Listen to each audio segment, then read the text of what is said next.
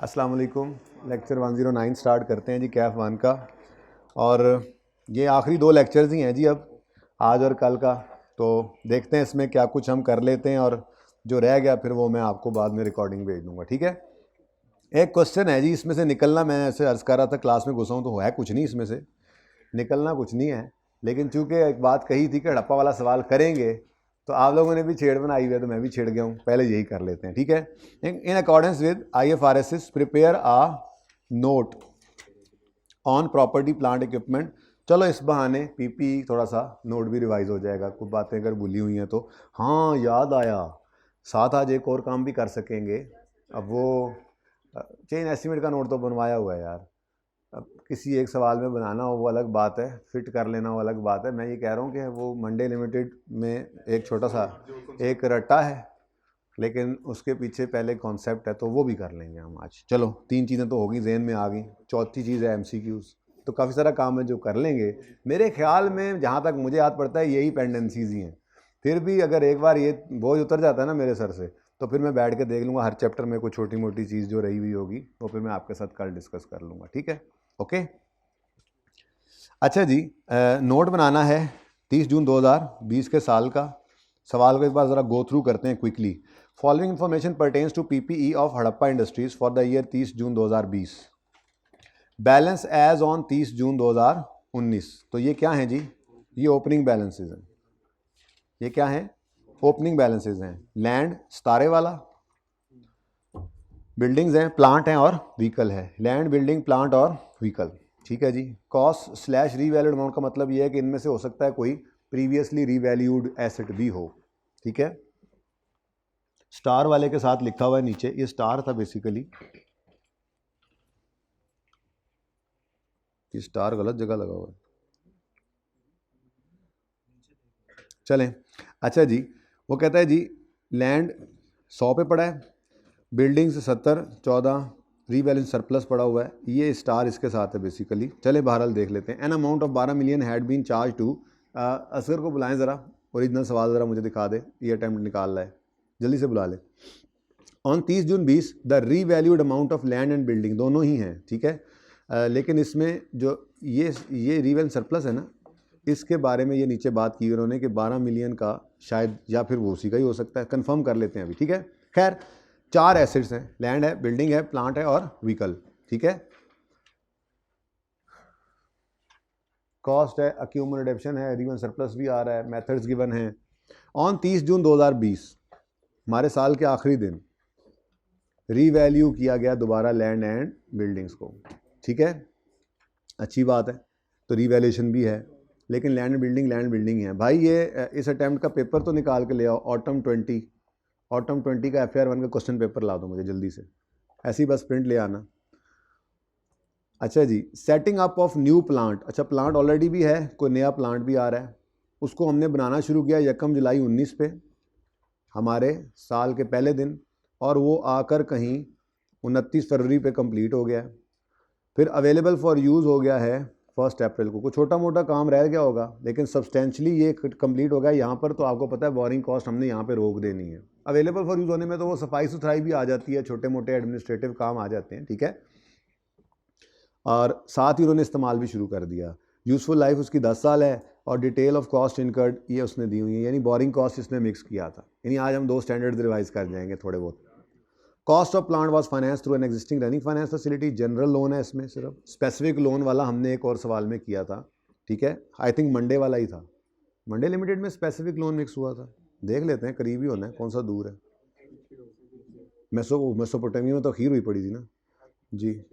ये देखें, the plant was finance through a bank loan of 500 obtain on, तो इसके लिए स्पेसिफिक लोन आया था, ठीक है। ये सवाल में एडजस्टमेंट हमने की हुई है। इस सवाल के अंदर सिर्फ एक सब नोट की एक लाइन हमारी पेंडिंग थी, ओके।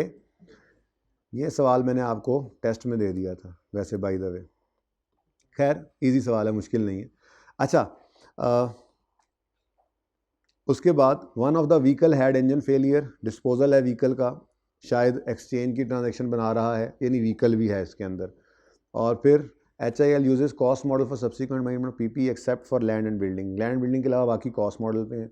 और रीवैल्यूएशन को नेट रिप्लेसमेंट वैल्यू मेथड के ऊपर वो रखते हैं, और मैक्सिमम पॉसिबल अमाउंट को ट्रांसफ़र भी करते हैं, और उसके बाद डिडक्ट करते हैं गवर्नमेंट ग्रांट को in arriving at carrying amount of asset. पिछले सवाल में गवर्नमेंट ग्रांट थी, उसमें नहीं थी मंडे वाले में, ठीक है चलें जी, गवर्नमेंट ग्रांट भी इसके साथ मिक्स हुई पड़ी है थोड़ी सी। जो गवर्नमेंट ग्रांट होगी उसको आपने एसेट में से ही नेट कर देना, अलग से किताबों में दिखाना नहीं है, यानी एसेट की वैल्यू कम हो जाएगी और रिड्यूस्ड डेप्रिसिएशन आएगी, बस इतनी सी बात है, ठीक है। इसका मतलब ये हुआ कि हमारे पास सिर्फ 4 ही आइटम्स हैं, लेकिन मज़े की बात यह है comparative figures and column for total are not required लिखा हुआ है, बेहतरीन हो गया। तो हम सिर्फ 4 ही कॉलम्स बनाएंगे, लैंड, बिल्डिंग, व्हीकल और मेरे पास मार्कर्स नहीं है, उनको दोबारा बुलाएं, उन्होंने कहा मार्कर्स लें, तब तक हम यहाँ को छोटी मोटी वर्किंग कर लेते हैं जो यहीं पे करनी है, ठीक है। अच्छा जी, अब सबसे पहले फिर ऐसा कर लेते हैं, आपकी बोरिंग कॉस्ट रिवाइज करते हैं। बिल्डिंग की रीवैल्यूएशन है ना, आगे मार्कर्स नहीं है मेरे पास, क्लास मार्कर्स रख दिया कर क्लास, तब तक मैं ये सही करता हूँ, जल्दी से लें। कौन सा सवाल है जी, उन्होंने क्या बताया हुआ है, आखिर में ही होगा जी। यहाँ पे जी स्टार लैंड के साथ ही लगा हुआ है जी, बेहतरीन, बिल्कुल ठीक है जी, ये सही लगा हुआ है, लैंड के साथ स्टार लगा हुआ है और यही स्टार ये है, ठीक है। मतलब कहने का ये है, ये ऐसे वाला स्टार लगा हुआ है, मतलब कहने का ये है कि इनका प्रीवियसली लॉस आया होगा, लैंड पर लॉस आया हुआ है प्रीवियसली, और बिल्डिंग पे प्रीवियसली सरप्लस आया है, ठीक है। चलो अच्छा जी, लैंड बिल्डिंग रीवैल्यू हो रहे हैं, इंशाल्लाह आप थोड़ी देर में कर लेंगे, कोई मसला नहीं है, पहले फॉर्मेट ही बनाते हैं भाई आगे, ठीक है। चलें जी, फॉर्मेट शुरू करें, फॉर्मेट। सवाल इसलिए रीड आउट किया, आपने ऐसे नहीं करना तेज़ी में, आपने तसल्ली से इसको 2 बार रीड करना है और उसके बाद फिर जाके आपने फॉर्मेट बनाना है। लेकिन मैंने ज़रा इसलिए गो थ्रू किया कि देखो 4 ही चीज़ें हैं, फिर भी थोड़ी सी एक लाइन की जगह छोड़ देनी है आपने हल्की सी साइड पे कि एडजस्टमेंट करनी पड़े तो कर लें एंड पे, ठीक है ना। बहरहाल 4 चीज़ें, लैंड, बिल्डिंग, व्हीकल, और तरतीब भी वही रख लो ज़रा, इजी हो जाएगा, land, building, plant and machinery और व्हीकल। अच्छा, क्वेश्चन नंबर कौन सा है जी?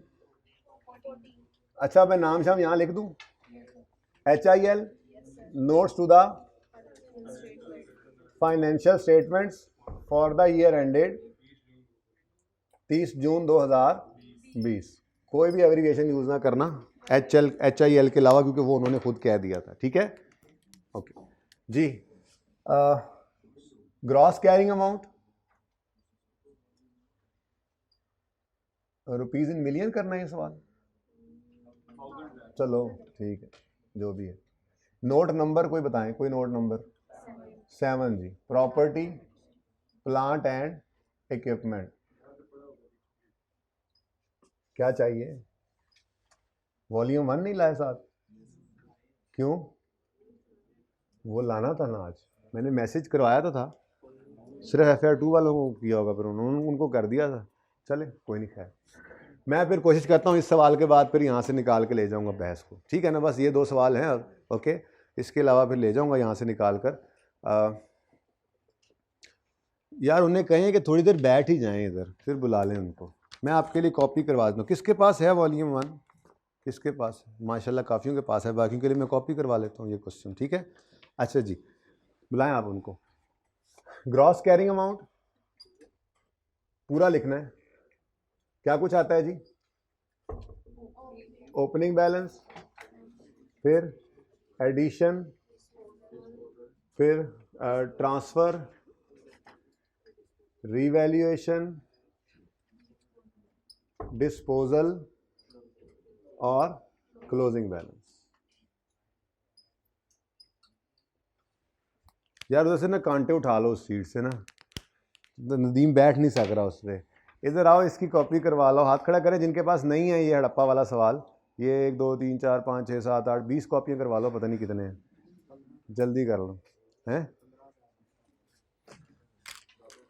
सफ़ा ज़ाया होगा भाई कह रहे हैं, और उसकी वजह से दरख्त ज़ाया होगा, सही कह रहे हैं, फिर भी आप 20 ही करवा लें, चले 15 करवा लें, कम हुआ तो फिर और देख लेंगे, ठीक है जी।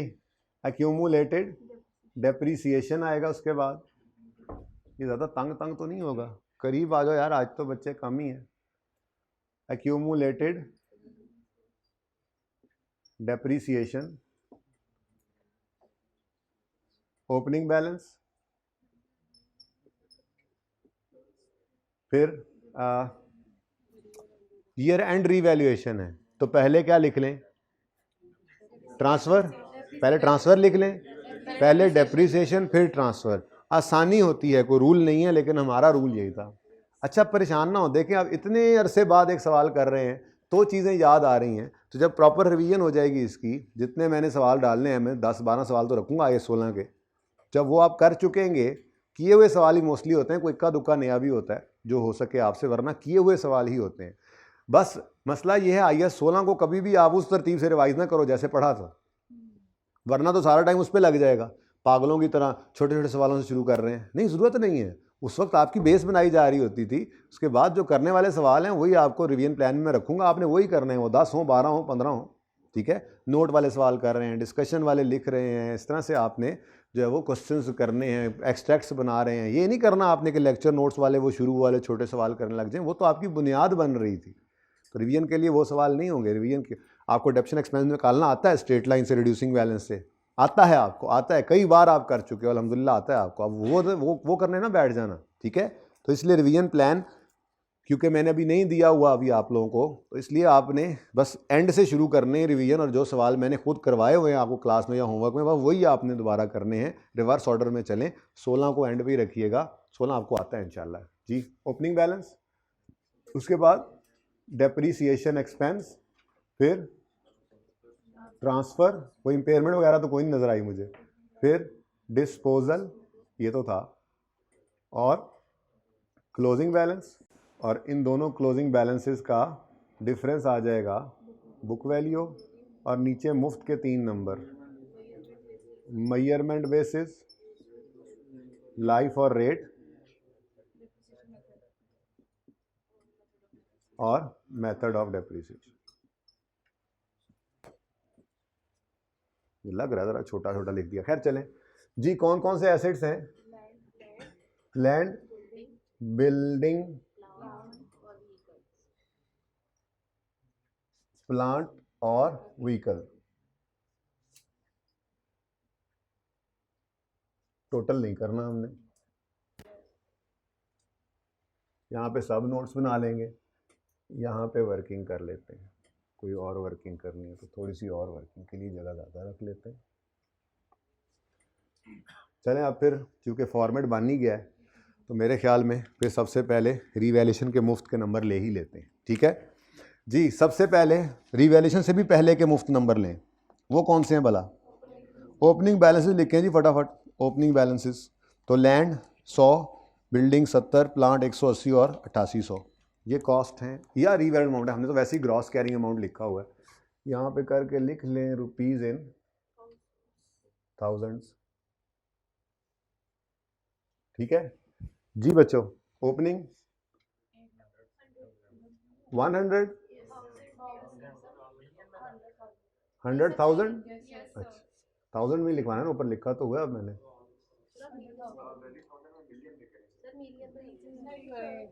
ऊपर क्या लिखा हुआ है? रुपीज़ इन थाउजेंड्स, तो रुपीज़ इन थाउजेंड्स में सवाल करवाएं। डाटा जिसमें ज़्यादा गिवन हो भाई वो करना, ज़्यादा फनकारियाँ नहीं करनी। जैसे ट्रायल वाला सवाल जो ट्रायल में हो, जैसे नोट का सवाल है तो यहाँ डाटा गिवन है, नीचे को मिलियन हो उसको भी 1000 में कर लेना, ठीक है। एवं नवा चंद चाढ़िया हुआ परचे च 100,000, बिल्डिंग 70,000, प्लांट 180,000, व्हीकल 8800, ठीक है जी। अच्छा उसके बाद ये ना ज़रा इसको तंग कर रहा है, इसलिए रुपीज़ इन थाउजेंड आप लिख लें, मैंने लिख के मिटाया, ओके। दूर से नज़र नहीं आ रहा, दूर बैठे हुए बच्चों को, नेड़े वो नहीं आ रहे जी। भाई नज़र आ रहा है एंड वाले भाई, आपको नज़र आ रहा है, ओके। अच्छा जी, उसके बाद ओपनिंग एक्यूमुलेटेड डेप्रिसिएशन भी उठा लो। लैंड की है ही नहीं, निकालनी पड़ेगी। अच्छा सॉरी, 14,000, 60,000 और 4,000, 14,000, 60,000 और 4,000। लो जी, इसके भी नंबर थे, मिल गए आपको, ठीक है। नेक्स्ट, अब चलते हैं जी 1 बाय 1, जो मर्जी। वैसे सबसे आसान एडजस्टमेंट, बल्कि चूंकि आखिरी क्लासेस चल रही हैं, हमें चाहिए कि आसान से मुश्किल की तरफ चलने दें। आसान ही है, रिवैल्यूएशन इतनी आसान है जी। 30 जून 2020 पर लैंड एंड बिल्डिंग रीवैल्यू हुई है, ठीक है जी, 120 और 35, 120 और 35 ये रीवैल्यूड अमाउंट्स हैं रिस्पेक्टिवली, मतलब लैंड की 120 और बिल्डिंग्स की 35, ठीक है। अब 30 जून 20 पर पहले इसको लेकर आना है। हमारे पास ये वैल्यू जो पड़ी है ये 30 जून 19 की पड़ी है, ऐसा ही है। और साथ ही उसने यहाँ पे बताया कि 12 मिलियन का लॉस भी था जो प्रीवियस रीवैल्यूएशन पर आया था और पीएनएल को चार्ज हुआ था, ठीक है। अब लास्ट रीवैल्यूएशन हुई कब है ये एक क्वेश्चन है, उसका आंसर कहाँ से मिलेगा बताएं। इस तरह का काम पहले भी किया हुआ है। लैंड की तो चले नहीं पता लग सक रही लास्ट डेट रीवैल्यूएशन की, लेकिन बिल्डिंग की अक्यूमुलेटेड डेप्रीसिएशन हमें ले जाएगी वहाँ पे, ठीक है। ये हमें वहाँ तक लेके जा सकती है। कैसे? आपको पता है अक्यूमुलेटेड डेप्रीसिएशन का फॉर्मूला क्या होता है? अक्यूमुलेशन कैसे निकलती है बेटा? सरप्लस दिया हुआ है, लेकिन वो भी 30 जून 19 का दिया हुआ है। अभी वो मसला पन्ना ही है रिमेनिंग लाइफ निकालने के, टोटल लाइफ वाला, तो इसलिए ज़रा पहले ही बात कर लें मेरे ख्याल से कि रीवैल्यूएशन कब हुई थी, वो डेट लिख लें तो मुनासिब रहेगा। क्या ख्याल है? निकाल लें ना, काम आई तो फेंक देना साइड पे, निकाल तो लें, ठीक है। तो एक्यूमुलेशन का फॉर्मूला क्या होता है? डेप्रीसिएशन ऑफ 1 ईयर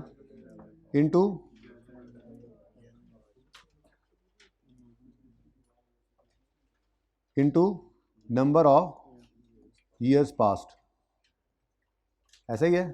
अब अक्यूमुलेटेड डेप्रीसिएशन सवाल के अंदर दे दी उसने। जब भी कभी ये मिल जाए आपको, आप रिवर्स वर्किंग करके लाइफ मिसिंग हो तो निकाल सकते हैं, ठीक है। सॉरी देख लिया मैंने, देख लिया, ठीक है जी। 14,000 पूरा पेपर लेके आए हैं। मैंने अर्ज़ किया था कि आखिरी सफ़ा सिर्फ चाहिए, बाकियों की ज़रूरत नहीं है, ठीक है, बाकियों की ज़रूरत नहीं है। सुनते ना बेटा जी। अच्छा जी, अब वो कहता है स्ट्रेट लाइन मेथड है, स्ट्रेट लाइन, और लाइफ क्या है? 20 साल। अब यूजफुल लाइफ है जी, आखिरी भी सफ़ा, बिल्कुल आखिरी सबसे एंड वाला सफ़ा है, उस पर यह सवाल पड़ा है, ठीक है। ढूंढते ना रहिएगा फजूल। अब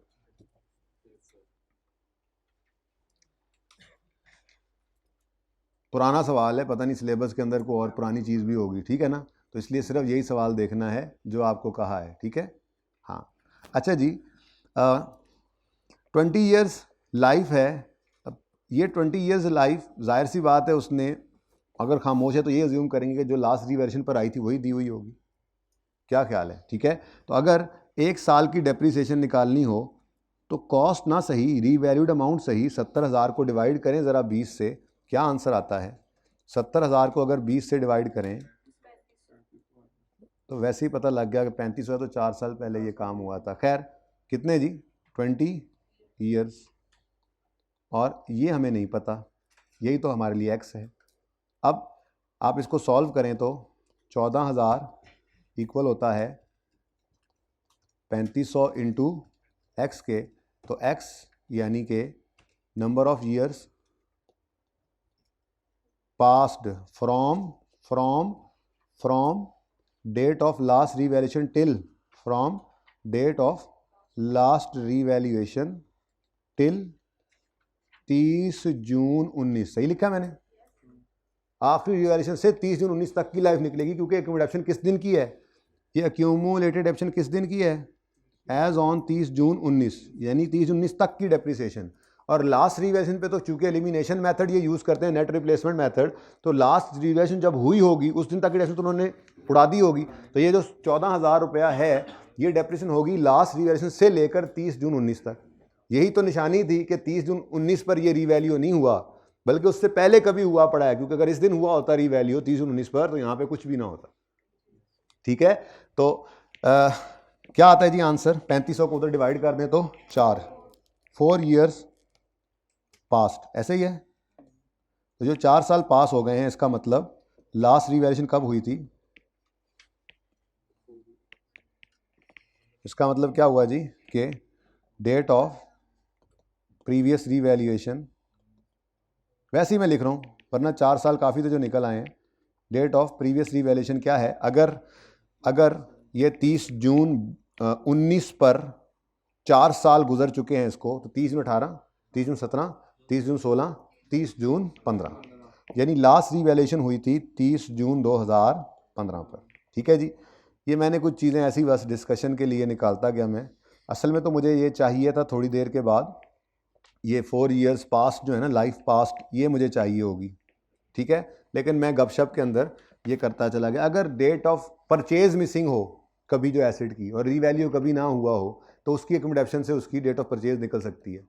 ऐसे ही एसिड अगर रीवैल्यू हुआ है तो उसकी आखिरी रीवैल्यूएशन की डेट निकल सकती है, क्योंकि अकोमोडेशन जो पड़ी होती है वो उस दिन से लेकर 30 जून 2019 तक की पड़ी हुई है ना, तो वहाँ तक की लाइफ हमने निकाल दी जो गुजरी थी। ठीक है, तो इसका मतलब 4 साल पहले रीवैल्यूएशन हुई थी।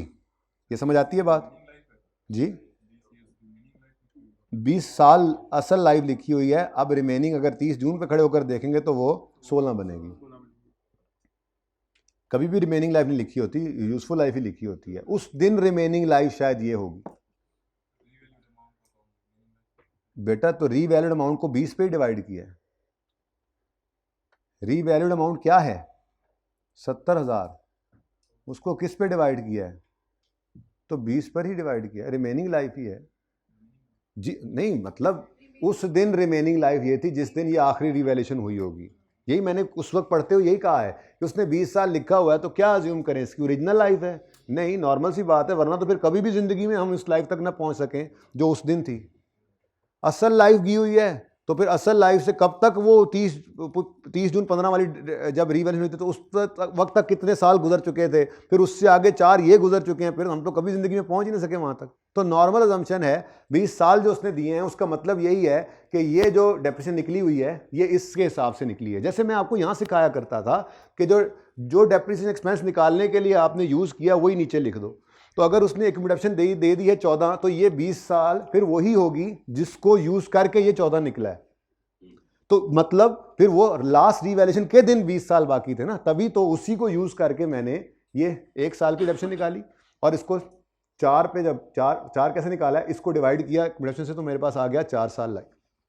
ठीक है ना। अगर खुदा ना खास्ता आप इसको ये अज्यूम कर लो कि ये इसकी ओरिजिनल लाइफ है, तो 4 साल पिछली रिवैल्यूएशन तक गुजर चुके हैं, तो उससे पहले कब तक, ये रिवैल्यूएशन से पहले कितने साल गुजरे होंगे, फिर ये तो कभी भी ना पता लगा सके। तो नॉर्मल सी बात है, ये डेप्रिसिएशन पड़ी है, उसके सामने लाइफ पड़ी है, मतलब ये डेप्रिसिएशन निकालने के लिए ये लाइफ या ये रेट इस्तेमाल हुआ है।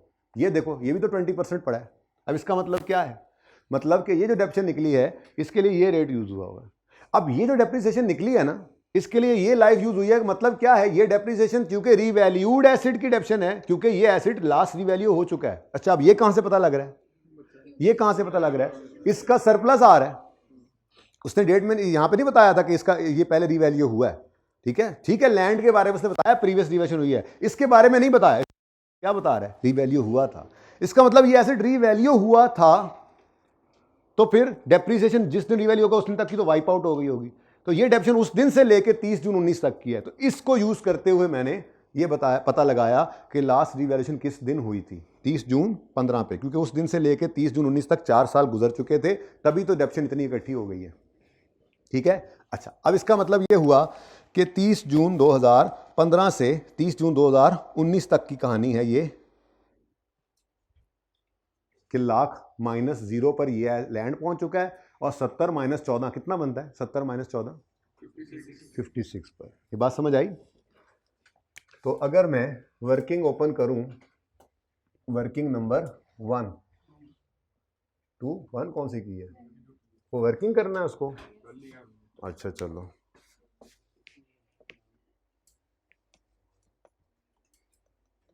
चलो फिर जी, वर्किंग 2 भाई कह रहे हैं, वर्किंग 2 जनाब, जैसे आप कहें जनाब। ठीक है, वर्किंग नंबर 2, डेट डिस्क्रिप्शन पूरा करने की कोशिश करनी है अब इस जगह को।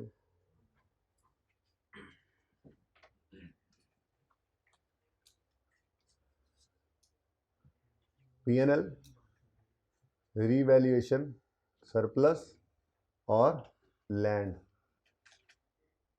अच्छा, अब इधर देखो, 30 जून 2015 पर लैंड कितना था मुझे नहीं पता, लेकिन रीवैल्यूएशन के बाद रीवैल्यू होकर ये कितना हो गया ये मुझे पता है। आफ्टर रीवैल्यूएशन कितना है जी? 1 लाख नजर आ रहा है। ये लास्ट टाइम रीवैल्यूएशन हुई और यहाँ तक कहानी पहुंची थी। अगर कहो तो इससे भी पीछे चला जाता हूँ, इससे पीछे 30 जून पर, नहीं पता मुझे, वैसे ये ज़रूरत नहीं है इस चीज़ की, लेकिन मतलब बता रहा हूँ 30 जून 2015 पर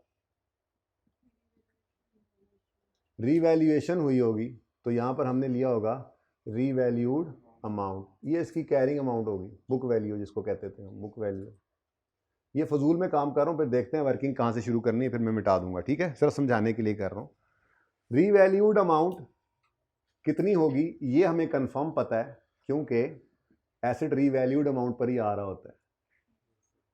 अब वो कहता है स्टार लगा के 12 मिलियन इसका पीएनएल को चार्ज हुआ था अपॉन प्रीवियस, तो मैंने बड़े कॉन्फिडेंस से यहां पर 12,000 लिखा नेगेटिव, और यहां पे भी 12,000 लिख दिया। आपने कहा जी ये कैसे कह दिया आपने कि उस दिन 12,000 था, उसने बताया। इसका मतलब ये हुआ कि यहाँ पर लैंड जो है वो 88,000 का रहा होगा, और ये लॉस इस तरह से आया। लेकिन ये सिर्फ आपको समझाने के लिए किया, कहानी ये है। अच्छा सॉरी, ये 112 था, लॉस आ गया और उलट चल गया जी, सही है। अच्छा, अब ये मैंने नहीं बनाना था, मुझे तो 30 जून 15 का भी लैंड नहीं चाहिए, मुझे तो 30 जून 19 पे चाहिए, लेकिन बहरहाल कहानी यहीं से लेकर आनी पड़ेगी मुझे, ठीक है। चलें फिर इससे पीछे, ये समझ आ गई है बात। असल में ये हुआ होगा, जो उसने एक लाइन लिखी है ना कि an amount of 12 million has been charge to profit and loss upon previous revaluation, इसका मतलब ये है कि पहले इस दिन जो है वो ये मामला हो चुका है, ठीक है, सही है। जरा तंग भी हो रहा है तो इसको खुला डुला भी थोड़ा सा कर लेते हैं। वैसे सब नोट्स, चलो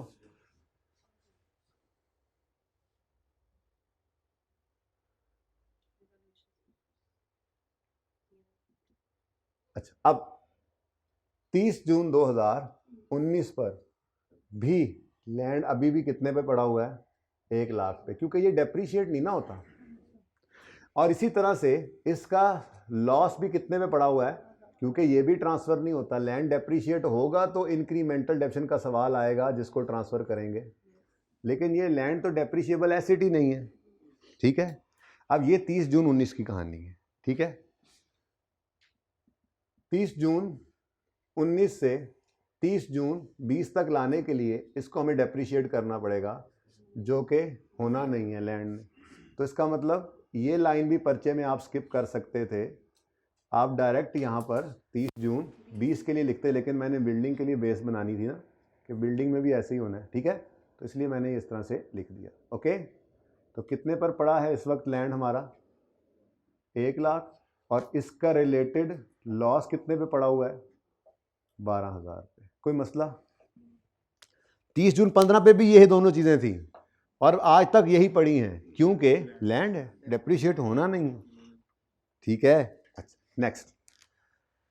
अब वो कहता है 30 जून 20 पर हमने इसको रीवैल्यू किया, तो एक लाइन खाली छोड़ेंगे और रीवैल्यूड अमाउंट लिखेंगे। रीवैल्यूड अमाउंट 30 जून 20 पर कितनी है, the revalued amount of land and building was 120 and 35 million respectively. तो लैंड का कितना है जी इसमें, 1,20,000, इसका मतलब 20,000 का क्या आ गया हमें। अब जिन्होंने इस चीज़ को इग्नोर किया उन्होंने रियल सरप्लस गलत रिकॉर्ड कर लिया होगा, क्योंकि जब सरप्लस आता है तो वो पहले देखता है कोई लॉस पड़ा है तो वो सब खाता है। तो लॉस पड़ा था, इसने पहले इस लॉस को रिवर्स किया, ये ज़ीरो हो गया और 8,000 का सरप्लस बचा जो चला गया रीवैल्यूएशन सरप्लस में। लेकिन चूंकि ईयर एंड रीवैल्यूएशन है तो दोबारा डेप्रीशिएट करने की ज़रूरत नहीं है। लैंड खत्म। आसान नंबर भी होते हैं, मुश्किल भी होते हैं सवाल में, आप करते जाया करें बस। अब मुझे बताएं कोई डेप्रीसिएशन फॉर द ईयर इसमें आएगी? जब डेप्शन आनी नहीं है तो कभी ये काम भी नहीं होना। इसका मतलब ये हुआ कि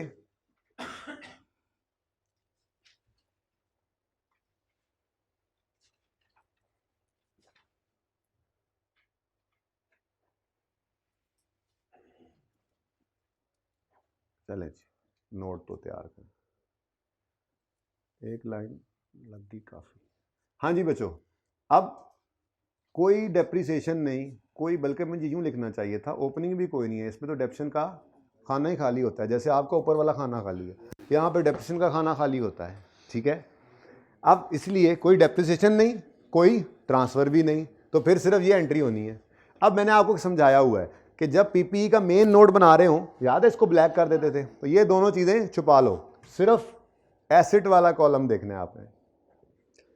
तो एसेट 20,000 से, लैंड 20,000 से डेबिट, लैंड 20,000 से डेबिट, और जो मर्जी हो क्रेडिट, फिलहाल मुझे उससे कोई लेना देना नहीं है। और जब सब नोट में जाऊंगा तो फिर लैंड को छुपा लूंगा, पीएनएल को भी छुपा लूंगा, क्योंकि पीएनएल मैं फिर नहीं बना रहा। हाँ, लेकिन अब हम उस लेवल पहुंच चुके हैं स्टेटमेंट ऑफ चेन इक्विटी करने के बाद और आइए सेट करने के बाद कि आपको ये पता है कि पीएनएल भी हिट होता है। ये एंट्रीज हमने पूरी करके देख ली हुई थी, ठीक है ना। ओसीआई से रूट होकर रिवन सरप्लस जाया करता है। अब आपका लेवल डिफरेंट है ये सवाल करते हुए, ठीक है जी। कोई एडिशन नहीं है, कोई ट्रांसफ़र नहीं है, कोई डिस्पोजल नहीं है, तो 1,20,000 पे लैंड नज़र आ रहा है। ये तो निशानी होती थी कि सवाल सही हुआ है, और कोई डेप्रीसिएशन इसकी होती नहीं है, तो यही बुक वैल्यू आ जाएगी इसकी 1,20,000। अब मुफ्त के नंबर चूँकि इधर पड़े हुए हैं तो आपने वो समेट लेने हैं, उनको नहीं छोड़ना आपने, साथ के साथ ही, क्या पता किस वक्त पेपर छीनने वाले आ जाए जी। तो ये टोटल आ गया जी, ऐसे सबके टोटल आते जाएंगे जी। कौन सा मॉडल है? रीवैल्यूएशन मॉडल पूरा लिखना है, और आगे नहीं है ना कोई लाइफ ना कोई डेप्रिसिएशन लिखी तो होती नहीं है, ठीक है जी। हो गया सवाल, हड़प्पा हड़प्पा हड़प्पा हड़प्पा ऐ पे हड़प्पा, ऐसी आप लोगों ने छेड़ बनाई हुई थी मेरी। अब जोर से पहले पहले करना है, इसको जल्दी करें जी। Next building. अच्छा, बिल्डिंग के अंदर क्या है, वर्किंग 3 कर लेते हैं, यहाँ पे वर्किंग 2 का रेफरेंस दे देना छोटा सा, ठीक है। Working number 3, date description, land की जगह बिल्डिंग आ गया, चलो लिख ही लेता हूँ फिर। डेट डिस्क्रिप्शन, लैंड की जगह बिल्डिंग, रीवैल्यूएशन, सरप्लस और पीएनएल। 30 जून 2019 पर बुक वैल्यू, ये 30 जून 15 पर रीवैल्यू हुआ था, उस वक्त ये 70 का था बिल्डिंग का बैलेंस। रीवैल्यू अमाउंट कितनी थी बिल्डिंग की? 70 थी। और फिर वो 30 जून 19 तक वो 4 साल डेफिसिट होकर 14,000 कम होकर इस वक्त वो स्टैंड कर रहा है बैलेंस 56 पर। ये इसकी बुक वैल्यू है, ठीक है। तो मैंने यहाँ पे आकर लिखा 70,000 माइनस 14,000, बुक वैल्यू डायरेक्ट लिख दी, कितनी? 56,000। ऐसे ही उसने सरप्लस की खुद ही बता दी हमें, 16,000 क्या है, ये बुक वैल्यू है। इधर देखो, मैं वैसे रफ में बना रहा हूं। 30 जून 15 पर जब रीवैल्यूएशन सरप्लस आया होगा तो वो पता नहीं कितना होगा, क्योंकि उसके बाद ये हर साल कम होता रहा। ये 30 जून 16 पर कम हुआ, फिर ये 30 जून 17 पर कम हुआ, फिर ये 30 जून 18 पर कम हुआ, फिर ये 30 जून 19 पर भी कम हुआ। तो करते करते करते ये इस जगह की फिगर बताई हुई है इन्होंने, ये 16,000। 4 साल में हर साल ये सरप्लस, इधर पता नहीं कितना आया होगा, ठीक है ना। ये सरप्लस चलते चलते चलते चलते कम होते होते होते 16 पे पहुंचा है, 4 साल कम हो चुका है। तो 16,000 इसकी बुक वैल्यू है। जैसे 70,000 बुक वैल्यू नहीं है, कॉस्ट है, ऐसे ही जो असल मतलब रीवैल्यूड अमाउंट है, ऐसे ही असल सरप्लस कितना आया था वो सवाल में नहीं बताया हुआ। मंडे वाले सवाल में भी ऐसे ही हुआ था गालिबन। अब मसला क्या है? मसला ये है कि हमें सवाल के अंदर 20 साल जिंदगी दी हुई है। अगर मैं डेप्रीसिएशन की बात करूं, क्योंकि मैंने 30 जून 20 पे तो इसको लेके आना है ना, तो 70 को तो मैं कर दूंगा 20 से डिवाइड, क्या आएगा? 35। लेकिन जब 16 की बारी आएगी सरप्लस को, उसको 20 से डिवाइड नहीं कर सकता। तो यहां पर वो उसूल जो सिखाया था कि आप स्ट्रेट लाइन मेथड में ओरिजिनल कॉस्ट को या रीवैल्यूड अमाउंट को ओरिजिनल लाइफ या जो उस दिन वाली रिमेनिंग लाइफ हो उससे डिवाइड करें, या बुक वैल्यू को रिमेनिंग लाइफ से डिवाइड करें, आंसर सेम आएगा। अब मुझे रिमेनिंग लाइफ चाहिए थी, ये तो ऐसे भी चल जाएगा, इस 16 को आपको क्या करना पड़ेगा, रिमेनिंग लाइफ से डिवाइड करना पड़ेगा। यहां पर मुझे रिमेनिंग लाइफ चाहिए थी और वो वर्किंग में पहले कर आया हूं। अगर 4 साल पहले एसेट रीवैल्यू हुआ था तो 20 साल उस दिन लाइफ थी, तो आज कितनी होगी, 16। इसका मतलब अगर, अच्छा चेक करते हैं इसका आंसर वैसे क्या आता है, 70/20 का आंसर आपने अभी थोड़ी देर पहले भी निकाला था, एक साल की डेप्रिसिएशन 3500, ऐसे ही है ना। अब अगर 70/20 का आंसर 3500 है तो हमारे उसूल के मुताबिक 70 बटा रिमेनिंग लाइफ कितनी है, इसका भी आंसर सॉरी 56/16 का भी आंसर यही होना चाहिए। बताओ कितना है, यही है। अब आपकी मर्जी है, इसको ऐसे ही लिखा रहने, इसको 16 से डिवाइड करें या दोनों को ही ऐसे कर लें, क्या करना चाहेंगे, दोनों को ऐसे कर लें जी, ठीक है, दोनों को ही ऐसे कर लेते हैं। पर याद हो कि इसको निकाल सकते थे हम वैसे, ठीक है। तो आपने क्या कहा जी, इस बुक वैल्यू को 56 को ही पकड़ो, बुक वैल्यू को, इसको डिवाइड करो 16 से, और इस बुक वैल्यू को पकड़ो, इसको भी डिवाइड कर दो 16 से, तो ये 3500 आ गया और ये 1000 आ गया। इसका मतलब ये हुआ, मैं बताऊं आपको कि ये 20,000 सरप्लस आया था।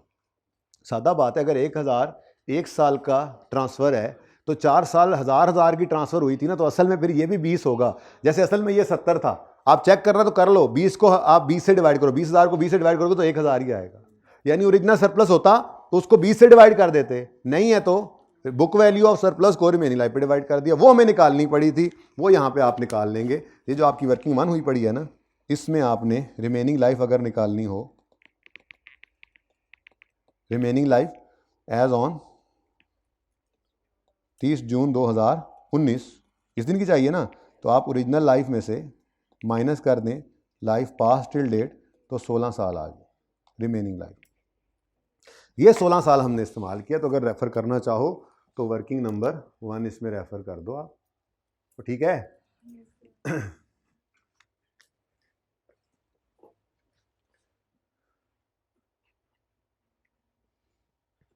लें जी, सवाल खत्म इस एडजस्टमेंट की हद तक जी। बताएं जी, बुक वैल्यू 52,500 और 15,000, ये बुक वैल्यू आ गई जनाब डेट ऑफ रीवैल्यूएशन पर, ठीक है। अब ये रीवैल्यू होकर कहाँ पे आ गया है, कहते हैं जी इसका तो कोई हाल नहीं रहा, बिल्डिंग पुरानी होगी काफ़ी, अब रीवैल्यू अमाउंट कितनी आई है, 35,000, तो एक लाइन खाली छोड़े और रीवैल्यूड अमाउंट लिख लें 35,000। लें जी, लॉस आ गया माशाल्लाह से, 17,500 का लॉस आया। इसने पहले जाकर सरप्लस को खा लिया। अब वैसे आपकी भी समझने में तेज़ी है इन चीज़ों की, क्योंकि आपका लेवल अब डिफरेंट है, लेकिन सिर्फ आपको ये डर लगता है हाय हमें भूल गया है, कुछ भी नहीं भूला, यकीन करें। इसलिए ये चीज़ बिल्कुल मीनिंगलेस है कि आपको हर टॉपिक के सवाल करवाए जाए। चलो ये रहा हुआ था, मैंने तसल्ली के लिए करवा दिया, आप सवाल करते जाएंगे जैसे जैसे आपको वो टॉपिक्स बड़े अच्छे आते हैं। जिनमें डर होता है ना, इस बार मैंने उनकी सही खिंचाई की है। वॉल्यूम 2 का डर होता है कि बच्चा एंड पे आता है, टाइम थोड़ा होता है, इस बार टाइम थोड़ा रखा है, इसलिए हमने वो 20 लेक्चर करते कर हमने काफ़ी प्रैक्टिस कर ली उसकी। ये तो जो मर्जी कर लो, भूले हुए ही होते हैं, इनको रिवीजन में याद करना है। जो चीज़ कमज़ोरी की तरफ होती है वॉल्यूम 2 होता है, इस दफ़ा हमने उसको तेज़ कर लिया, मजबूत कर लिया, ताकि अभी रिवीजन में बैठें तो पहले 4-5 दिन में पढ़ा के उन्हें साइड पे कर दें, फिर जाएंगे वॉल्यूम 1 पे। उन पर पहले भी इतना ही टाइम लगना था, अब भी उतना ही टाइम लगना जितना लगना है, क्योंकि पुरानी चीज़ें थोड़ी भूली होती है, ठीक है। तो कोशिश कीजिएगा रिवीजन प्लान वाले सवालों के अलावा ना करें। मैं ऑलरेडी वो काफ़ी ज़्यादा सवाल मैंने करवाए हुए हैं क्लास में, और 90% से भी ज़्यादा सवाल वही होंगे रिवीजन प्लान में, ठीक है ना। वही सवाल कर लेना, बस तरतीब से करते जाना सवाल। मैं कोशिश करूं, इसी तो मैं दे ही रहा रिवीजन प्लान के, मैं वैसे नहीं सवाल जो है वो लिखे हुए वाले दे रहा। इस दफ़ा मेरा दिल ये है मैं थोड़ा सा सीक्वेंस के अंदर सवाल लिखूं, ताकि आप करें भी उसी सीक्वेंस के अंदर, ताकि वो सवाल सीक्वेंस में होते जाएं। लिखूंगा नहीं कौन सा चल रहा है कौन सा, ये ना भी लिखूं तो सीक्वेंस उसमें होगी ना, तो एक तरह के सवाल चलते चलते चलते एंड हुए, फिर दूसरी तरह के शुरू हुए, फिर वो एंड हुए, फिर तीसरी तरह के शुरू हुए, वो एंड हुए, ताकि थोड़ा सा आपकी रिवीजन बेहतर हो जाए। तो थोड़ा इसीलिए टाइम भी लगेगा, जो मुझे अभी तक नहीं मिला कि मैं आप लोगों को रिवीजन प्लान दे सकूं, ठीक है, तो दे दूंगा इंशाल्लाह। ओके, एक बार तुसी जान छो सही, कल की बात तो हुई है ना, परसों पे नहीं जाएंगे इंशाल्लाह, लेकिन कल की बात तो है। अब अगर आज जल्दी जाना होगा तो फिर पता है चले जी, और मैनू तो है ना, मैनू तो है जल्दी। अगर मैं घर नहीं गया तो भाई फिर तैयारी क्या करके आऊँगा कल की? फिर कल मैं कह रहा हूँ यार मेरी तसल्ली नहीं है, एक बार यार कल का दिन हाँ करके जाओ, मैं आज जाके देख लूँगा, और फिर अगले दिन मुझे CMA की टेंशन पड़ी होगी। तो इसलिए बेहतर है आज मैं चला जाऊँ इंशाल्लाह असर से कुछ पहले। जी 0, कोई डेप्रिसिएशन दोबारा ना कर देना। ले जी, ये मुफ्त के नंबर। तो इंशाल्लाह आपको अच्छा मुश्किल एडजस्टमेंट आती है, किसी एक सवाल में होती है एडजस्टमेंट, मुश्किल सवाल भी होते हैं। अब आपका PPE का सवाल मेसोपोटामिया वाला याद है? सुभान अल्लाह, क्या सवाल था, ऐसे से ऐसे हो गए थे आप लोग। कोई मसला नहीं है, कोई मसला नहीं है, एक आधा सवाल वैसा होगा तो पर्चे में दूसरे आसान सवाल भी होंगे, और उस अटैम्प्ट में बच्चे पास होते रहे हैं, ऐसी बात नहीं है। लेकिन उसमें भी आप गौर करें ना, तो जो एडजस्टमेंट आप देखते हैं ना, यार ये समझ नहीं आ रही, मसला है इसमें, उसके कितने को नंबर होंगे यार? जो आता है वो सही करना पास करवाता है आपको। और ऐसा हर सवाल के अंदर मवाद मौजूद होता है जो 60-70% होता है जो आपको आता होता है। लेकिन आप दूसरे को देख के कहते हैं लो भाई जोड़ो यार, नहीं होता कुछ भी अज्यूम करके आगे चलो, रुकना नहीं है मुश्किल सवालों में, और आसान में छोड़ना कुछ नहीं है। जी बेटा, डेप्रिसिएशन पहले करें। कितनी डेप्रिसिएशन आई है जी ये वर्किंग में? 3500 इस साल की। अब डेप्रिसिएशन आ गई, अब इसको ट्रांसफर करना है। बोलो कितनी डेप्रिसिएशन एक्यूमुलेट हुई पड़ी है? 17,500। इसको ट्रांसफर करो, एक्यूमुलेटेड डेप्रिसिएशन डेबिट और एसेट क्रेडिट 17,500, 17,500 डन जी। उसके बाद अब रीवैल्यूएशन करनी है, तो ये आप वर्किंग का रेफरेंस दें बिल्कुल। 3500 कहाँ से निकाला है आपने? वर्किंग नंबर 2 में। अच्छा, मैं एक नंबर पीछे ही चल रहे हैं, वो आप लोगों ने वैसे ही वर्किंग बनवा दी ना मुझसे, वो मेरा ज़हन नहीं था ना वर्किंग बनाऊंगा, वो बन गई बस, फिर आप लोगों ने कह दिया नंबर भी है। अब रीवैल्यूएशन की एंट्री करनी है। क्या करोगे? सारों को देखोगे ना, मेन नोट बनाते हैं सारों, देखो मैं सेट करूंगा तुम लोगों को, नहीं इन दोनों को छुपा लेना है, सिर्फ एसेट को देखना है मेन नोट बनाते हुए, ठीक है? तो एसेट, और गलती नहीं होगी, एकदम आसान हो जाती है चीज। एंट्री हम जो मर्जी हुआ पड़े आगे बाढ़ में जाए, एसिड को क्या इंपैक्ट पड़ रहा है, प्लस या माइनस, टोटल उठाते हैं, वरना यही मसला हुआ रहता है, कौन सी फिगर उठाएं, ये उठाएं, ये उठाएं, ये उठाएं। भाई नहीं, बस आपने सब कुछ छुपा लेना है, सिर्फ ये सामने रखना है, एसिड क्रेडिट, एसिड क्रेडिट। कितने से? 17,000। माशाल्लाह, सेम नहीं हो गया जी। उसके बाद कोई एडिशन इसमें नहीं है, कोई डिस्पोजल नहीं है, आंसर बताएं। देखो ये चेक होता है, पहला चेक कि ये सही है, ठीक हो गया। उसके बाद मजीद कोई डेप्रिसिएशन इस साल की कोई नहीं है, डिस्पोजल भी कोई नहीं था, और यहाँ पर क्या आ रहा है? अब यहाँ 0 क्यों आ रहा है? ईयर एंड रिवैल्यूएशन हो तो हाँ, इसलिए इधर ऐसे डैश ना लगा देना, ठीक है जी। कितना? 35,000। रिवैल्यूएशन मॉडल, डेप्रिसिएशन है स्ट्रेट लाइन, पूरा लिखना है। अच्छा, मेथड नीचे, कौन सी लाइफ इस्तेमाल की है इस डेप्रिसिएशन को निकालने के लिए? तो आप 16 लिख लो तब भी ठीक है, आप 20 लिखोगे तब भी ठीक है, 16 लिखोगे तब भी ठीक है, क्योंकि 16 बुक वैल्यू पे लग कर डेप्रिसिएशन आई है, और ओरिजिनल 20 लग कर भी आ सकती थी, तो दोनों सही हैं। दोनों में से जो मर्जी लिख दो, नंबर नहीं काटेगा, ठीक है। आखिरी क्या है? Straight line method. इतना आसान सवाल आप लोगों ने मुझसे करवा लिया यार, हद होगी, टाइम ही ज़ाया किया। Next, plant. Setting up of a new plant was commenced on 1 जुलाई 19। अच्छा, अब ये प्लांट है, इसको बनाने में जुलाई, अगस्त, सितंबर, अक्टूबर, नवंबर, दिसंबर, जनवरी, फरवरी 8 महीने लगे हैं, और फिर 2 महीने सुर्खी पाउडर लगा के आपने 1 अप्रैल को इसको इस्तेमाल करना चाहिए। 1 महीना, अच्छा ठीक है जी, 1 महीना, ठीक है ठीक है, अप्रैल, मई, जून, 3 महीने डेप्रिशिएट भी करना है। लेकिन अब बोरिंग कॉस्ट का चैप्टर ज़रा दिमाग के अंदर लाएं। हमने सिर्फ borrowing cost to be capitalize नहीं निकालना सीखी थी, बल्कि हमने कॉस्ट ऑफ एसिड निकालना भी सीखी थी। और कॉस्ट ऑफ एसिड के अंदर क्या कुछ आता था?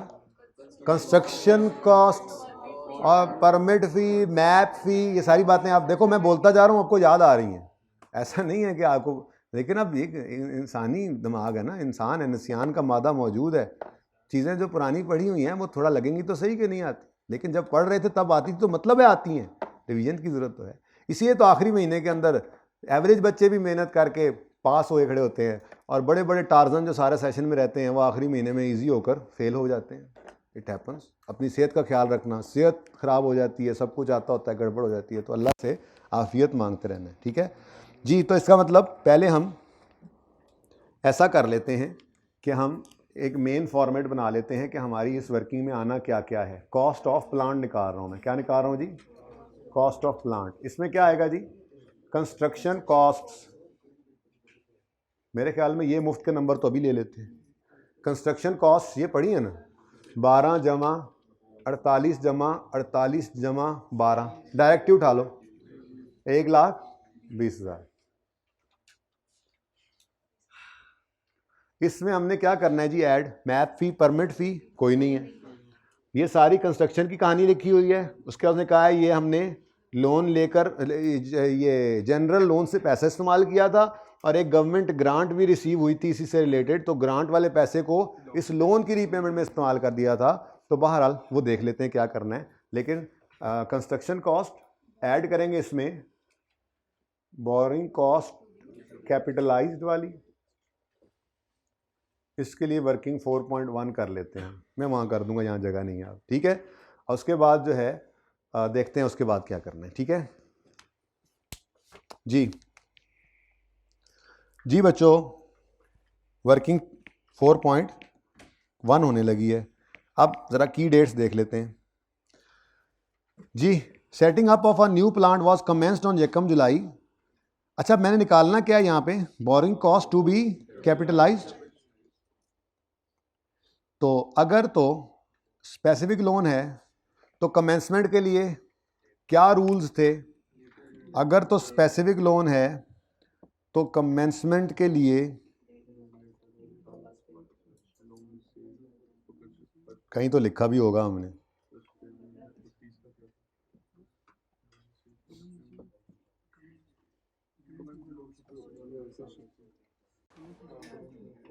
मैंने लगता है उससे भी पिछली अटेम्प्ट दिखाई थी, हैं?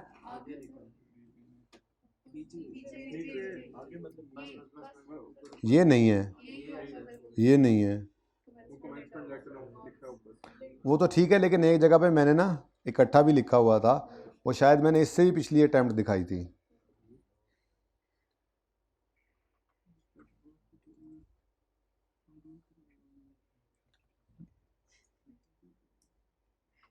दिखा के ही छोड़ूंगा आज इंशाल्लाह।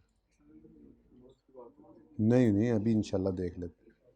सवाल तो ख़त्म हो गया, वैसे तो क्लास चल ही रही है, कोई मसला नहीं। ये अगर स्पेसिफिक लोन हो तो कमेंसमेंट लेटर ऑफ इन 3 में से और सिजेशन वर्क कंप्लीशन पे ये एंड आ जाए तो फिर तो हर चीज़ रुक जाती है।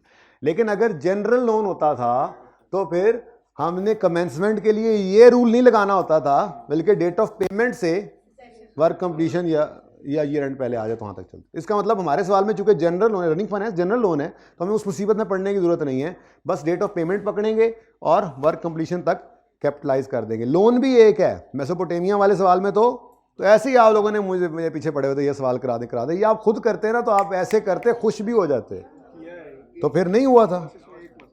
अच्छा चले ठीक है, चलें, अच्छा रिवीजन हो गई तरह। ऐसे ही आप लोग कहते हैं रिवीजन करवाएं, रिवीजन चल रही है। हाँ, जिस टॉपिक में कोई चीज़ जाके मैं वो याद आ गया मुझे भाई, गैप एनालिसिस कर रहे हैं ना, तो जिस टॉपिक में जाके सवाल करते हैं उसकी रिवीजन आपकी खुद ब खुद हो जाती है। इसलिए बच्चे इसको रिवीजन क्लास कह देते होते हैं एंड पे। बट मैं बार बार मैं बहुत डरता हूँ इस बात से ना, रिवीजन क्या है कि बच्चे कहेंगे यार रिवीजन हो रही है, हमें तो आता है या हम तो पढ़ रहे हैं।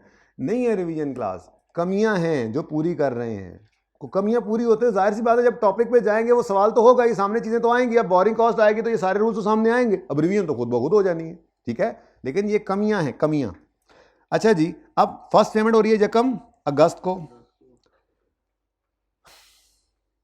सेकंड पेमेंट 1 अक्टूबर को, थर्ड 29 फरवरी को। इसको काट दो, बोरिंग कॉस्ट के लिए ये रेलेवेंट, और इसको भी काट दो, क्योंकि डेट ऑफ पेमेंट से सिजेशन तक बोरिंग कॉस्ट को कैपिटलाइज करते थे। डेट ऑफ पेमेंट से सिजेशन तक। अब डेट ऑफ पेमेंट जिसकी 29 फरवरी है, सिजेशन भी तो वही है, तो कितने दिन का इंटरेस्ट कैपिटलाइज करोगे? किसी एक दिन का भी नहीं, ठीक है।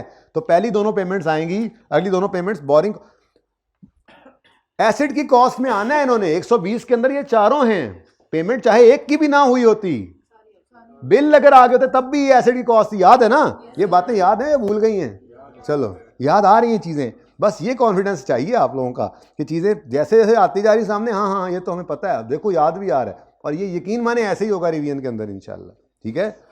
बट डरना नहीं।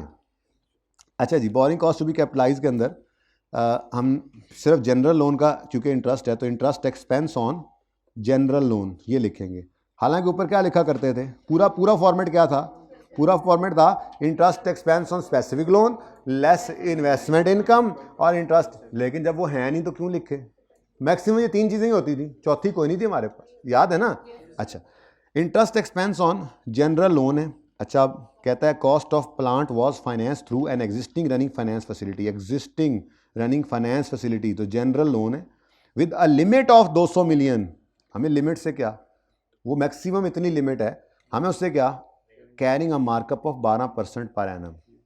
अब मज़े की बात यह है कि लोन ही एक है तो हमें कोई एवरेज करने की ज़रूरत भी नहीं है, ठीक है? तो 12% पर एनम इंटरेस्ट रेट लगना है। अब पहली पेमेंट है 12,000 की, ठीक है? 12,000 की इंटरेस्ट पेमेंट है, 12,000 की पेमेंट है, उस पर इंटरेस्ट कितना बना?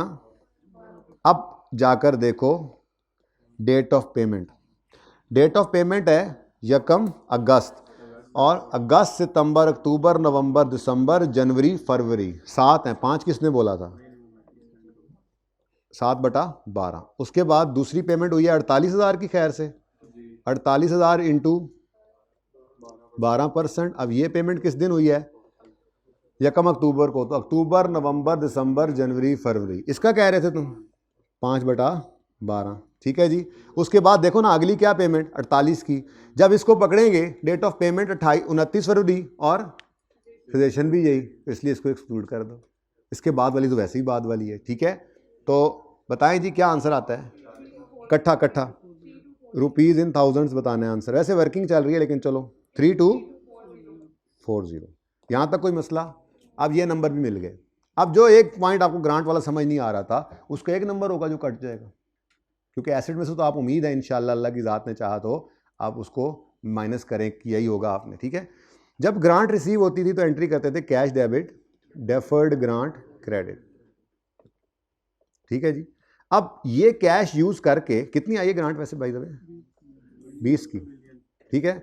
ये कैश यूज़ करके अगर आप एसिड खरीदते थे तो आप एंट्री किया करते थे एसिड डेबिट और कैश क्रेडिट, ये 20 ऐसे ही है। अब एसिड आपने ख़रीदा है, पैसे यही वाले यूज़ हो गए आपके, क्या ख्याल है? ठीक है ना, पैसे ये यूज़ हो गए, लेकिन ये डेफर्ड ग्रांट अभी स्टैंड कर रही है। कभी कभी यूँ भी होता था, पैसे ये 20 यूज़ हुआ है, हमने 120 का एसिड ख़रीदा है, 120 का एसिड ख़रीदा है तो ये 20 वाले पैसे भी इसी में इस्तेमाल हो गए। अब 2 ट्रीटमेंट होते थे, या तो इस डेफर्ड ग्रांट को अलग पड़ा रहने दो या इसको क्या करो एसिड में से नेट कर दो। अब एसिड में से अगर नेट करते थे तो हम एंट्री करते होते थे डेफर्ड ग्रांट डेबिट और एसिड क्रेडिट 20 से। अब ये ग्रांट भी इंतकाल कर जाती थी, ये कैश तो आया था ये तो चला गया, ये इस 20 के अंदर, ये ग्रांट क्रेडिट हुई थी ये भी डेबिट हो गई, और ये एसिड का 20 क्रेडिट ये यहाँ पे हम नेट कर देते थे, ऐसे ही है। मतलब वो कैश का कैश ये, हाँ हाँ बिल्कुल बिल्कुल बिल्कुल ठीक है, ऊपर वाला 20 भी तो काट दिया है ना, ठीक है?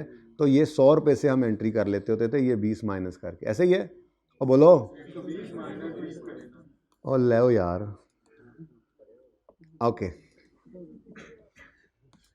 इस तरह से कहानी होती थी कुछ, ये वैसी तरह मैंने रिवाइज करवाया गवर्नमेंट का।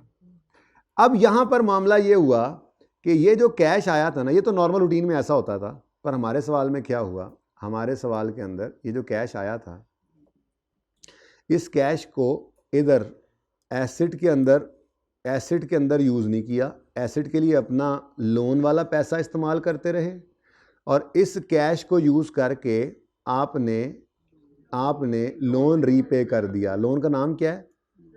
रनिंग फाइनेंस लोन, डेबिट और कैश क्रेडिट। इसका मतलब ये जो कैश आया था ये कैश ख़त्म हो गया और इससे एक लायबिलिटी 20 रुपये से कम हुई। अब मुझे बताओ, जिस दिन ये 20 मिलियन हुकूमत से आया होगा उस दिन हमने रनिंग फाइनेंस बैलेंस अकाउंट के अंदर ये पैसे डाल दिए होंगे। मैंने आपको कहा था रनिंग फाइनेंस का अकाउंट एक रनिंग अकाउंट होता है, ठीक है जी, बैंक अकाउंट है, ठीक है। इसमें मिसाल के तौर पे स्टार्ट ऑफ द पीरियड हमारे पास 20 रुपये पड़े थे, फिर हमने इसके अंदर से पेमेंट की, ये जो पेमेंट्स चल रही हैं, पहली पेमेंट की मिसाल के तौर पे 112 की पेमेंट की, फिर पेमेंट की हमने दूसरी कितनी 48 की, तो ओडी ओडी कितना हो गया बताओ, 30 बनता है मेरे ख्याल, हाँ 40। ये 40 रुपये के ऊपर अब बैंक ने इंटरेस्ट लेना था, ऐसे ही है ना। लेकिन हमने क्या किया, हमने ये 20 को यूज़ किया और इसको डेबिट कर दिया, ये ज़रा फिगर चेंज कर लें, मिक्स हो रही हैं। 10 रुपये ओपनिंग में पड़ा था, ठीक है, और यहाँ पे कितना बच गया 30। अच्छा अब मुझे बताओ, ये 30 पे बैंक ने इंटरेस्ट लेना था, 50 पे इंटरेस्ट लेना था। अब इस 50 पे जो इंटरेस्ट लेना था वो इंटरेस्ट सेव हो गया, क्योंकि हमने जो पैसा हुकूमत से आया था ग्रांट की मद में उसकी एंट्री कर दी बैंक डेबिट कैश क्रेडिट। हमने रीपे तो अपने कैश की दराज से किया है, लेकिन ये पैसे कहाँ से आए थे? इसका मतलब इस ग्रांट ने यहां पढ़ते ही इस बैलेंस को क्या कर दिया, कम। अगर ये बैलेंस कम हुआ तो इंटरेस्ट भी क्या हो जाएगा, कम हो जाएगा। तो इसका मतलब ये 20 रुपए की जो इंटरेस्ट सेविंग आई है, 20 रुपए से लोन कम हुआ तो फिर इंटरेस्ट इस 20 रुपए के कितने परसेंट, लोन के ऊपर इंटरेस्ट कितने परसेंट था, 12%। ये बचत होगी कि नहीं हो गई? अब ये किस दिन से शुरू हुई बचत? जिस दिन ये ग्रांट रिसीव हुई और हमने लोन को रीपे किया। अब हालांकि जनरल लोन में इन्वेस्टमेंट इनकम का कोई कॉन्सेप्ट नहीं है, लेकिन ये वाला काम तो हो सकता है, उन्होंने ये करवा लिया कि ग्रांट आई है। अगर वो ये बात ना करता कि उसको रनिंग फाइनेंस का पे करने के लिए, लोन पे करने के लिए यूज किया है, तो सिंपल ट्रीटमेंट था, हम उसको समझते कि हमने अपनी दराज से निकाल के उसको इस्तेमाल किया है, ठीक है ना। तो आपके इंटरेस्ट की कॉस्ट यही थी 3240। लेकिन ये जो उसने बीच में फनकारी लगाई ना कि इस पैसे को इस्तेमाल करके हमने, असेंबली का इजलास शुरू हो गया, कौन सा पेज था, द ग्रांट वॉज, यहां तक पढ़ा था मैंने, द ग्रांट वॉज यूज्ड, केड़ा सभा सी, द ग्रांट वॉज यूज्ड कितने गया अगे, यूज्ड रह गया इतने, यूज्ड एर, the government grant was used for repayment of the running finance. ये लाइन ना होती तो बस ये एसेट की कॉस्ट में ऐड हो जाता और डेफर्ड ग्रांट लायबिलिटी में नजर आती, जो पीपीई के नोट में नहीं आनी थी, और उसने आहिस्ता आहिस्ता एसेट के साथ इनकम बनना था, वो भी हमारे पीपीई के नोट में नहीं आनी थी। हाँ एक्सट्रैक्ट्स होते तो 3 महीने इनकम में नजर आते और बाकी की ग्रांट नॉन करंट करंट में तोड़ के आप लिख देते। लेकिन उसने क्या कहा, उसने ये शरारत कर दी। तो ये शरारत की, अब ये शरारत समझ आ गई। अब इसका मतलब ये है कि हमें इसमें से लेस करना है interest saving due to grant. कितनी ग्रांट पे कर दी, 20 हजार की ग्रांट आई थी, उससे लोन रीपे कर दिया। अब इस लोन के रीपे होने से इतने रुपए का लोन कम हो गया, तो 12% इंटरेस्ट इस 20,000 वाला बच गया। कितने महीने? अब वो कहता है जी कि ग्रांट रिसीव हुई थी 1 जनवरी 20 को, तो 6/12 ना करो, हर चीज सिजेशन पे रोकनी है, 29 फरवरी पे इसको भी रोक दो। बाकी की सेविंग अगर रखनी भी है तो वो इनकम बनेगी या एक्सपेंस कम होकर ऑटोमेटिकली चला गया उधर। हर चीज ने कहां रुक जाना होता है, इन्वेस्टमेंट इनकम वगैरह भी होती थी तो वो कहां पे आती थी, सिजेशन पे रुकती थी। ऐसे ही अगर ये आपने इस लोन में इंटरेस्ट ऐड किया था तो आपने कहा इसकी सेविंग को माइनस कर लो, इसकी वजह से जनरल लोन में इंटरेस्ट की सेविंग आई है, तो वो भी आपने रोकनी कहां तक है, 29 फरवरी तक। हर चीज ने सिजेशन पे रुक जाना है। ओके, उसके बाद बाकी चीजें एसेट की कैलकुलेशन से निकल जाती हैं, फिर वो पीएनएल का मामला है। तो ठीक है ना, चले जी। तो इनटू 2/12 आंसर इज 400। अब ये 400 इसको समझ नहीं आया होगा बेटा, उसका आधा नंबर कट गया होगा, बस इतना ही है ना। बताओ जी, 2840, ठीक है जी। अब ये 2840 borrowing cost to be capitalize निकल आई, 2840, सॉरी ये गवर्नमेंट ग्रांट थोड़ी है जी, बोले 122, और साथ ही उसने फिर एक और धमाका भी किया, ये तो हमारे पास क्या आ गई, इधर देखो, कॉस्ट ऑफ प्लांट थी ये, कॉस्ट ऑफ प्लांट ये थी, लेकिन उसने क्या कहा, इनकी पॉलिसी है कि ये गवर्नमेंट ग्रांट्स को डिडक्ट कर देते हैं in arriving carrying amount of asset. तो 20,000 को लेस कर दिया हमने यहां से, डेफर्ड ग्रांट 20,000 से कम हो गई, और अब कॉस्ट कैरिंग अमाउंट कह दें बेशक, ये हमारे एसेट में डेबिट होगी और इसने आगे डेप्रीशिएट होना। ठीक है, सही है। तो कॉस्ट ऑफ प्लांट 122 की बजाय 102, क्योंकि वो एसेट को अलग और गवर्नमेंट ग्रांट को अलग नहीं रखते, बल्कि इनको नेट कर देते हैं। ठीक है जी, तो यहाँ से इंशाल्लाह अभी नमाज के फ़ौरन बाद शुरू करते हैं। ठीक है, यहीं पर पॉज करें, यही पार्ट चलने दीजिएगा। जी बच्चों, इसकी पोस्टिंग कर लेते हैं। भाई ये एसी चलवा दें थोड़ी देर 25 पे। अच्छा जी, क्या है उसमें, पूछे ना, क्वेश्चन क्या है उसमें? कुछ नहीं लेस करते, हमने कुछ किया भी नहीं है लेस। जनरल लोन का इंटरेस्ट आया 3240। गवर्नमेंट ग्रांट इस जनरल लोन के लिए नहीं आई थी, गवर्नमेंट ग्रांट एसिड के लिए आई थी। हमने वो पैसे एसिड के कंस्ट्रक्शन में अगर हमने लेट से यूज़ किए होते तो वो पैसे जनरल लोन से ना निकले होते ना, लेकिन हमने क्या किया, वो पैसे कंस्ट्रक्शन में यूज़ करने की बजाय हमने वो पैसों से जनरल लोन जो यूज़ कर रहे थे उसकी पेमेंट कर दी। तो मैंने एक सादा एग्जांपल से समझाया है कि अगर ये ओवरड्राफ्ट 50 का होता लेट से, तो हमारी इस गवर्नमेंट ग्रांट को यूज़ करके इस लोन की रीपेमेंट से ये कम हो गया। बैलेंस के ऊपर बैंक ने इंटरेस्ट चार्ज करना होता है, तो वो इंटरेस्ट की सेविंग आ गई। इसको यूँ समझ लें, अगर आपको ऐसे समझ नहीं आया तो यूँ समझ लें, अगर ये 20 मिलियन हम एसेट की कंस्ट्रक्शन में इस्तेमाल करते, तो एसेट की कंस्ट्रक्शन के अंदर ये जो पेमेंट्स हुई हैं, इन पेमेंट्स में से एक पेमेंट ज़रा कम होती, जनरल लोन से वो पेमेंट कम होती, तो उतना इंटरेस्ट कम आता। ये इस तरह से सेविंग ले लें आप, जैसे आपका दिल करे। ठीक है, पिछले पॉइंट पे जी स्टूडेंट चले गए थे ब्रेक के बाद नमाज की। जी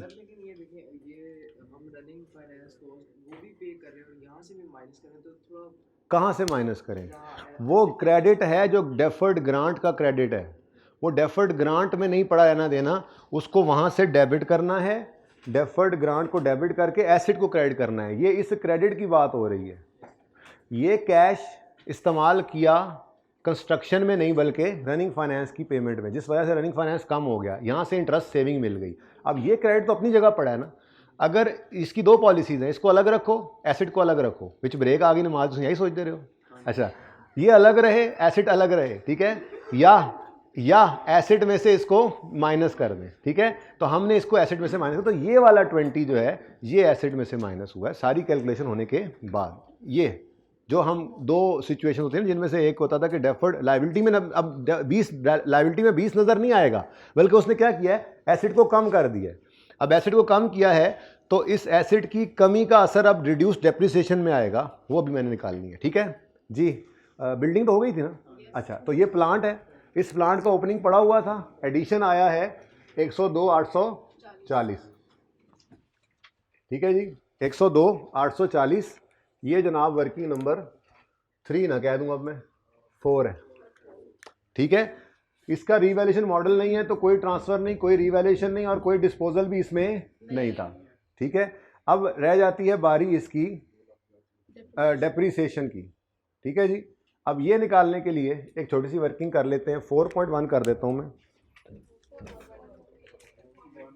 तो 2 कर दें, इसी के साथ ही चल रहा है ना काम, तो मैं इसी के साथ ही रख देता हूँ ताकि आपको कॉन्टिन्यूटी में समझ आए कि हाँ जी इसी से रिलेटेड है वर्किंग। ठीक है, अब डेप्रीसिएशन एक्सपेंस निकालना है जी ऑफ प्लांट। अब सारे ही कर लो, ओपनिंग में भी तो पड़े हैं, ताकि एक ही वर्किंग के अंदर दोनों ही भुगत जाएं। प्लांट 180 का पड़ा था, स्ट्रेट लाइन है, सुकून सुकून सुकून सुकून dot com. Opening on opening excluding disposal, disposal है कोई नहीं, 180 को पकड़ो, और स्ट्रेट लाइन है तो इसी पर रेट लगाना है। रेट क्या है, 15 साल लाइफ है तो डिवाइड बाय 15 कर दो, कोई मसला ही नहीं जी। 12,000 की डेप्रिसिएशन ओपनिंग पे आ गई। ऑन एडिशन, एडिशन भी तो है, एडिशन ये ऊपर पड़ा है, ये ऊपर नहीं पड़ा, ये 102,840। ठीक है, अब इसकी लाइफ अगर तो उसने अलग बता दी तो वो यूज़ करेंगे, नहीं तो सवाल वाली ही उठाकर यूज़ कर लेंगे।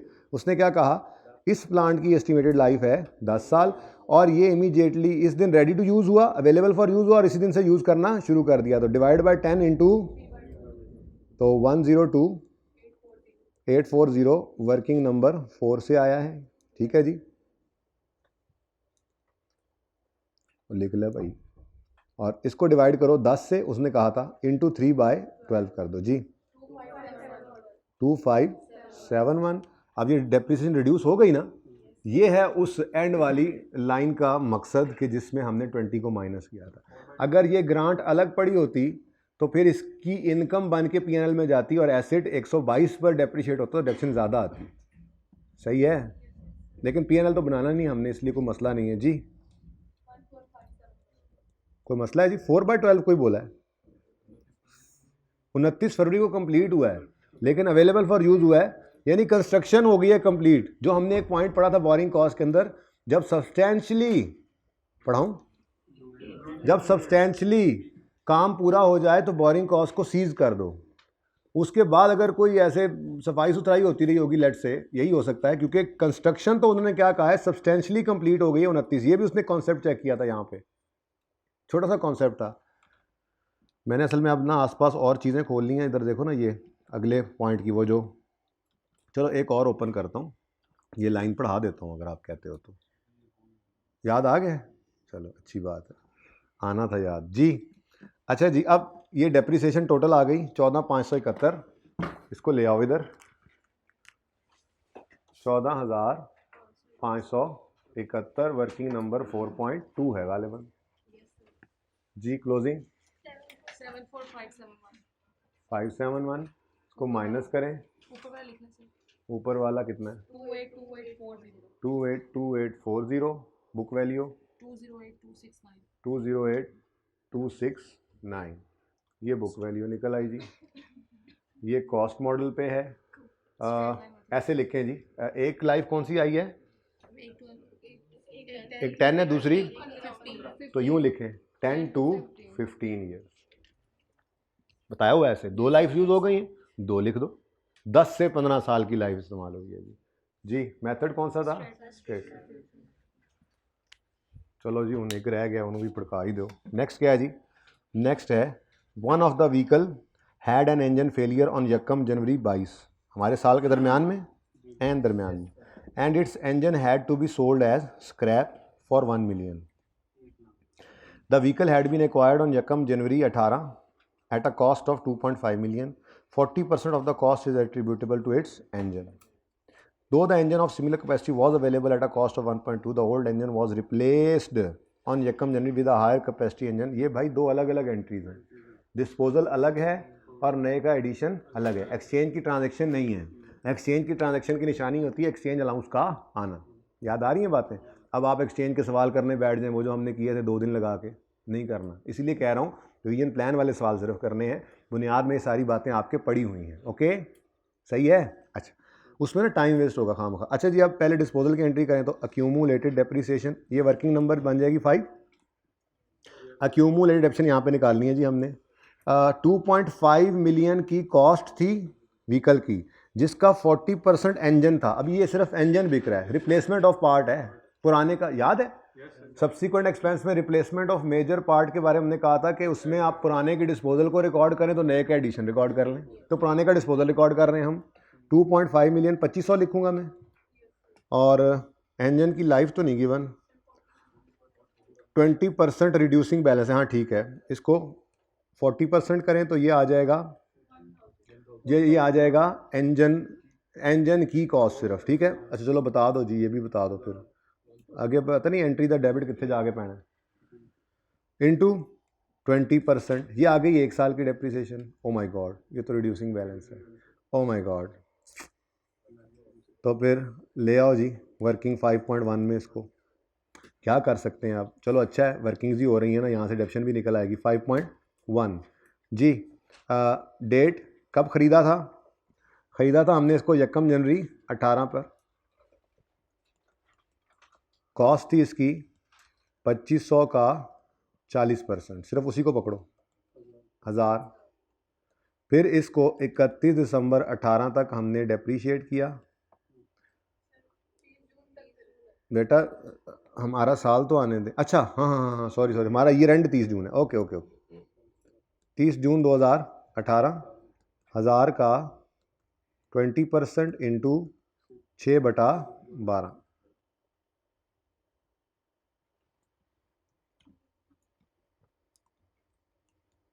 जी बेटा 100 पूरा, बुक वैल्यू आ गई 900। उसके बाद 30 जून 19 की डेप्रीसिएशन 900 इंटू, बस करते जाओ डायरेक्ट कैलकुलेटर पे, 900 इंटू 20% करो 180। बुक वैल्यू, अब ये बुक वैल्यू जो है ये 30 जून 19 की है, यानी हमारे साल के पहले दिन की भी है, इम्पॉर्टेंट होती है हमारे लिए ये। कितना जी? 720। उसके बाद 31 दिसंबर लिख दूं, यकम जनवरी भी लिख सकते हैं यार, यकम जनवरी 20 ऐसे ही है, यकम जनवरी एन पहले दिन। तो आपकी आसानी के लिए एन पहले दिन किया है। 720 इंटू 20% इंटू 6/12 जी। बुक वैल्यू 648 और यहाँ से हमें मिल जाएगी एक्यूमुलेटेड डेप्रीसिएशन भी 1000 माइनस 648, ये 352। कैश कितना स्क्रैप के तौर पे बिका है? 0.1 मिलियन 100,000, ठीक है जी। और प्लांट नाम क्या? इक्विपमेंट, व्हीकल, हाँ व्हीकल अकाउंट में से निकालना है ना, ये कॉस्ट निकाल देंगे हम, ये गिवन थी सवाल के अंदर 1000। गेन है लॉस है? आपस की बात है, आगे जाने की ज़रूरत कोई नहीं है, वैसे मुझे कैश भी लिखने की ज़रूरत नहीं थी। 1 मिनट चलो लिखवा दो, गेन है लॉस है? लॉस है कितना? 540। अच्छा अब ये तो कर दिया आपका मैंने काम पूरा, एंट्री पूरी कर दी, लेकिन इधर देखो ज़रा, पर्चे के लिए इन दोनों को लिख कर निकालने का टाइम ज़ाया नहीं करना था। हम पीपीई का नोट बना रहे हैं, हमें यही 2 चीज़ें चाहिए, एक्यूमुलेटेड डेप्रीसिएशन और एसेट। और ठीक है, बल्कि एसिड की भी कॉस्ट डायरेक्ट निकल सकती थी। बहरहाल मैंने एंट्री की शक्ल में लिख के दिखा दिया, समझ आई है? मिटाने में कोई मसला तो नहीं, सही है ना? अच्छा FAR 2 में जाएंगे तो वहाँ पर आपको एक नोट और बनाना पड़ेगा डिटेल ऑफ डिस्पोजल का, इसी की दुम में फिर ये पूरी एंट्री करनी पड़ेगी। लेकिन वो नोट IS 16 ने नहीं मांगा हो, इसलिए FAR 1 में बच्चों को मैं नहीं बनवाता, वो कंपनीज एक्ट ने मांगा हुआ। तो एक सब नोट और ऐड हो जाएगा डिटेल ऑफ डिस्पोजल का, ठीक है? तो इस वक्त तो सिर्फ हमें ये 2 फिगर्स चाहिए थी। तो डिस्पोजल एसिड की कॉस्ट निकालो यहाँ से 1000, डन जी। उसके बाद इसके एक्यूमुलेशन को भी निकालो, 352 है गाले में। वर्किंग नंबर 5.1 और 5.1 दोनों ही वहीं पे निकाले हुए मैंने, परसेंटेज लगा के भी 1000 किया ना वहीं पे, ठीक है? उसके बाद नए आने वाले एसिड का एडिशन रिकॉर्ड करना है, उसमें तो कोई मसला नहीं है। रिप्लेस्ड किया हमने उसको हायर कैपेसिटी वाले से, अच्छी बात है। 1800 रुपये का एडिशन है, सिंपल एडिशन आ गया 1800। कॉस्ट मॉडल है, ये दोनों तो आने कोई नहीं। क्लोजिंग बता दो।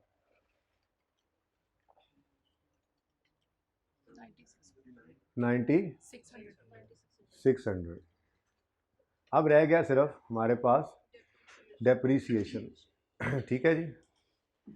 तो डेप्रीसिएशन निकाल लेते हैं, तकरीबन निकली हुई है depreciation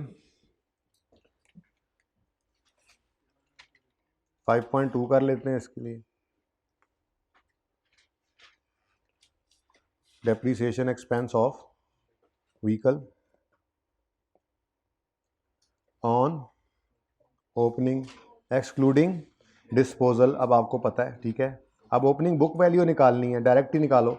8800 minus 4000 4800, opening book value of all minus करेंगे ये, ठीक है? Opening book value of disposal into rate. अब ये बेसिक वाले सवाल है, ये को करने की ज़रूरत पड़ रही है आपको, ये काम आता है ना आपको। रिड्यूसिंग बैलेंस में कैसे डेप्शन निकालते हैं, डिस्पोजल आए तो कैसे निकालते हैं, एक्सचेंज की क्या एंट्री है। तो इसलिए मैं कह रहा हूँ वो जो पहली 10-12 क्लासें होती हैं वो सारी FAR1 को करने के लिए तो बहुत ज़रूरी हैं, लेकिन जब एक बार वो कर लें तो उसके बाद दोबारा वो सवाल करने की ज़रूरत नहीं होती जो स्टार्ट में छोटे छोटे किए होते हैं, ठीक है। बल्कि आपकी बुनियाद शुरू ही कहाँ से होती है FAR1 के अंदर, असल में तो PPE के नोट से ही समझ लें। तो आपको सवाल जो मिलेंगे वो PPE के नोट से ही स्टार्ट हो रहे होंगे। अब उसके पीछे जो नॉलेज है वो सारा नॉलेज आपके पास मौजूद है, बस उसको यहाँ अप्लाई करें। ये ना हो कि आप बैठे हों 10 दिन आप IAS 16 पे लगाई बैठे हों, जी हम तो बड़ी तफसील से सारे सवाल कर रहे हैं, कोई वैल्यू एडिशन नहीं है, टाइम का ज़िया है, ठीक है ना। देख लो लेप्शन आई है, होगी कैलकुलेट। अब उसने आपसे वो वाला सवाल तो नहीं पूछने यहाँ पे बैठ कर, ठीक है जी बोलो। तो रिवीजन प्लान को फॉलो कीजिएगा और उसके अलावा सवाल करने की जरूरत नहीं, और पर्चे भी तो हैं, सारे पास करोगे तो CA हो गए। मैं चाहूँगा सारे पास करो, ठीक है। ऑन एडिशन, एडिशन हुआ एक ही 1800 का 20%, और 1 जनवरी को आया तो 6/12। ऑन डिस्पोजल ऑलरेडी कैलकुलेटेड है 5.1 के अंदर 72।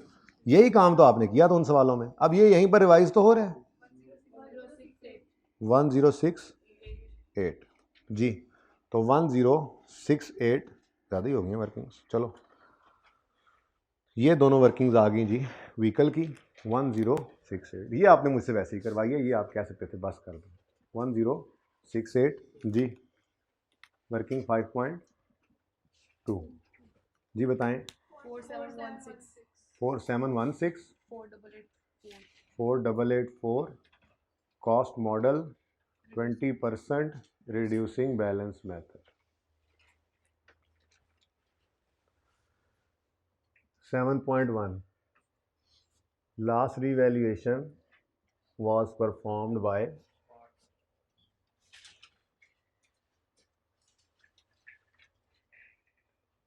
पूरा लिखना है ये, लास्ट रिवैल्यूएशन का नंबर होना है, last revaluation was performed by, नहीं नाम लिखा हुआ, by smart consultants and independent valuer on 30 June 2020। Done जी। Next 7.2 movement in revaluation surplus. Land भी पकड़ लो और बिल्डिंग भी।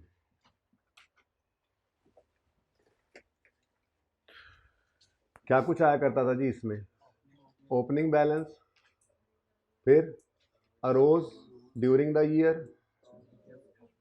फिर एडजस्टमेंट, एडजस्टमेंट में कभी लॉस आके प्रॉफिट को खाए या सरप्लस खाए, सरप्लस आके लॉस को खाए वो, ठीक है। और फिर क्या होता था जी, transfer to retained earnings, disposal पे हो चाहे इंक्रीमेंटल हो, यहाँ पर एक ही लाइन है, इकट्ठा ही लिख देते हैं, ठीक है। और क्लोजिंग बैलेंस। ले जी IAS 16 आपका रिवाइज हो गया आज, सारा कुछ यही है, ठीक है जी। उसके अलावा जाहिर है तफसीली रिवीजन तो आपने करनी ही है, वो तो आपको जब बैठ के सारे सवाल करेंगे तभी तसल्ली हो सकती है। अब 30 जून 2019 पर ओपनिंग है, जो 1 जुलाई 19 का ओपनिंग जो है वो 30 जून 19 का क्लोजिंग है, जो यहाँ पे गिवन है 16,000 और 12,000 इधर नहीं है, ये सरप्लस नहीं है, ये लॉस है।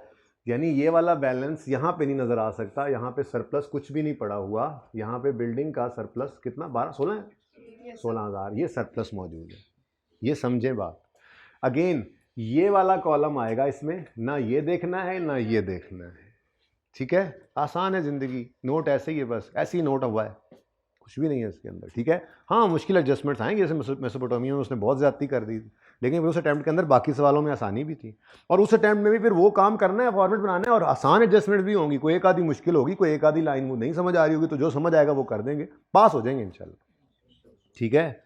ओके, तो रिवैल्यूएशन सरप्लस, बिल्डिंग लैंड का देख लीजिए, कोई सरप्लस नहीं था, अरोज ड्यूरिंग द ईयर कितना हुआ, सिर्फ ये कॉलम देखना है, इधर देखोगे तो परेशान हो गए, इधर देखो तो परेशान हो गए, 20,000 आया, यहाँ 20,000 देखो गलत है, तो यहाँ पर मैं इसको इन दोनों को ब्लैक कर देता था। सरप्लस की मूवमेंट सिर्फ यहाँ से, ओपनिंग में कितना पड़ा है, 0, कुछ भी नहीं है। अरोज ड्यूरिंग द ईयर कितना है, 8,000, कोई एडजस्टमेंट, कोई ट्रांसफर, तो क्लोजिंग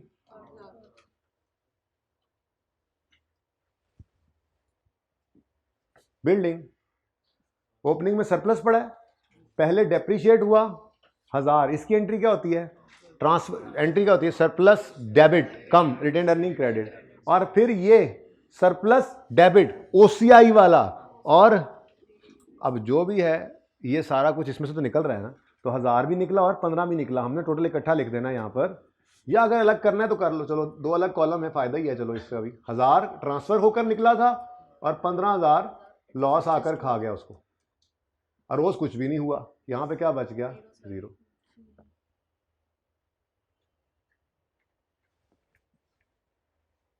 ठीक है। 7.3 had there been no revaluation book values of land and building would have been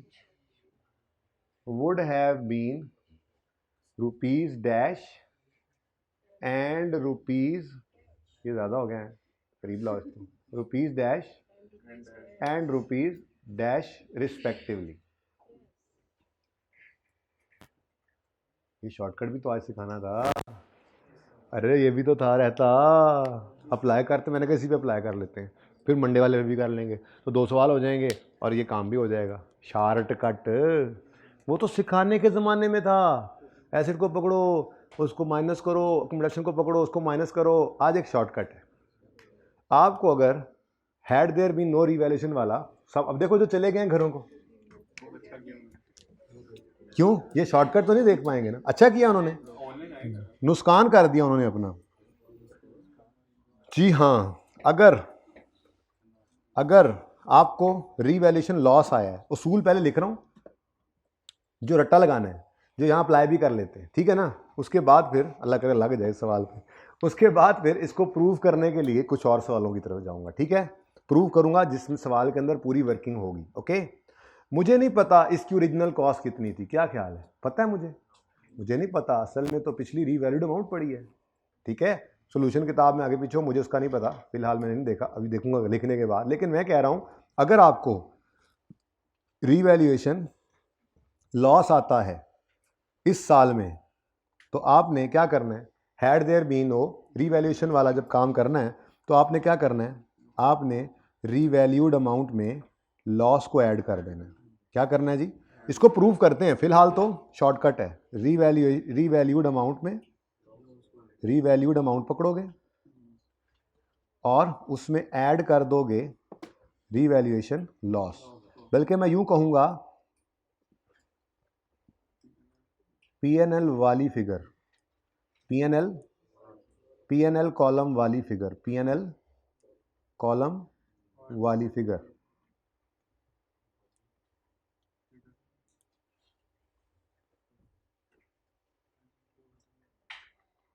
इसको फिर इंशाल्लाह भी प्रूव कर लेते हैं।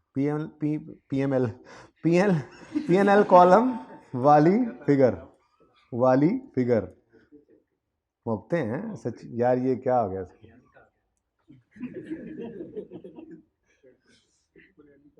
वाली फिगर, ठीक है जी।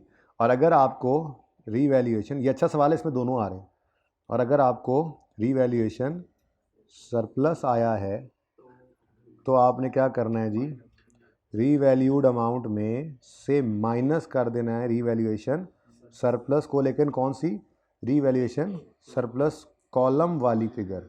ये इसलिए कह रहा हूं कि आप गलती में ना कहीं सरप्लस या लॉस ये उठा लेते हैं, ये गलत होगा। अच्छा, दूसरी बात गलती क्या होती है, दोनों तरफ आ रहा हो तो कौन सी वाली फिगर उठाएं, फिर इसमें भी कंफ्यूज हो जाते हैं, ठीक है। अब मैंने आपको क्या उसूल बताया, रीवैल्यूड अमाउंट को पकड़ो 120, क्या आया है हमें, देखो ऊपर सरप्लस आया है, तो सरप्लस के कॉलम वाली फिगर पकड़ो, इसको करो जरा टोटल, माइनस करोगे तो देखो सरप्लस को क्या करना है, माइनस, सरप्लस है तो क्या करना है माइनस, रीवैल्यूड अमाउंट को पकड़ो और ये सरप्लस के कॉलम वाली फिगर, अब ना इसको देखना है ना इसको देखना है, ठीक है, सरप्लस के कॉलम वाली फिगर को पकड़ना है ये, और करना क्या है, माइनस, इस मूंगफली को ऐसे माइनस कर देना, सरप्लस हो तो माइनस, ठीक है। तो 120,000 माइनस 8 कितना बनता है? 112,000, ठीक है जी। ये आप लोगों ने बड़ी मेहनत करके शायद निकाल भी ली हो। अच्छा, बड़ी मेहनत कोई नहीं थी यहाँ पे, बल्कि ये तो सिंपल था, ये तो सिंपल था। जो हम थोड़ी देर पहले निकाल के गए थे कि अगर पिछले लॉस से पहले था तो इसका मतलब शायद वही रही होगी। बहरहाल बहरहाल बहरहाल ये एक शॉर्टकट है, आज के बाद वैसे नहीं निकाला करेंगे। आज तो आखिरी क्लासें, एक दो क्लासें हैं, आज तो पर्चे के लिए आप तैयार हो रहे हैं। बुनियाद में आपके कॉन्सेप्ट था और ये आपका शॉर्टकट है, ठीक है, सही है। अगली बार सोच रहा हूँ साथ ही करा दूंगा। रुपीज़ 112,000 1000 में चल रहा है सवाल, लेकिन यहाँ पर तो फिर पूरी फिगर लिखनी चाहिए ना, या तो फिर 112,000 के आगे 1000 भी लिखें, ठीक है। तो रुपीज़ 112 कैसे निकाला है यहाँ पे एग्जामिनर को बताओ। हमने जी 1,20,000 को में हमने लेस किया है 8 मिलियन को, बहुत बड़ी फिगर होगी, समझ तो गए हो ना। 1,12,000 है, पूरी फिगर लिखना, ठीक है। 1,12,000 और ये कैसे निकाला आपने? 1,20,000 माइनस 8,000 करके एंड रुपीज। अब इधर आओ, यहां पे लॉस आ रहा है, ये पीएनएल वाले कॉलम वाली फिगर, और करनी क्या है? लॉस वाले को ऐड। तो 35 जमा 2500, 35,000 जमा 2500 कितना बनता है? 37,500 ब्रैकेट में लिखो जी। 35,000 प्लस 2500 हमने किया, ठीक है जी, रिस्पेक्टिवली। लो जी, जिंदगी आज आसान हो गई। अब इसको प्रूव करना है, ठीक है। प्रूव करने के लिए मैंने आपके वो सवाल ओपन किए हैं जिन सवालों के अंदर 3 रिवैल्यूएशंस थी, याद है आपको? वो सवाल मैं ढूंढ के लाऊं। ब्रेक में मैं यही नकल कर रहा था ना, मैंने कहा ना बूटी बना रहा था, तो असल में एडहॉक तैयारी चल रही है क्योंकि FAR 2 भी साथ चल रहा था। तो मैं फिर अब ब्रेक में बैठ के देखता हूँ, अब इसमें से ये करवा दूँ, वो करवा दूँ। इसीलिए कह रहा हूँ कि अब रात को बैठ के जितना देखा गया, जो रह गया कल नहीं पूरा हुआ तो मैं परसों सुबह बुला लूँगा। मैं तो, मुझे प्रेशर ना डालें, हो जाएगा इंशाल्लाह, लेकिन मुझ पर प्रेशर नहीं डालना। मुझे टेंशन हो जाती है, मुझे नींद नहीं आती रात को कि यार ये ना हो कुछ रह जाए, और फिर ऐसे ना करें।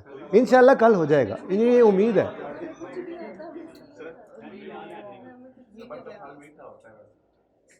ये पर्चे के अंदर देखो कितना बड़ा काम हो गया, ये जिंदगी का बड़ा मसला हल हो गया।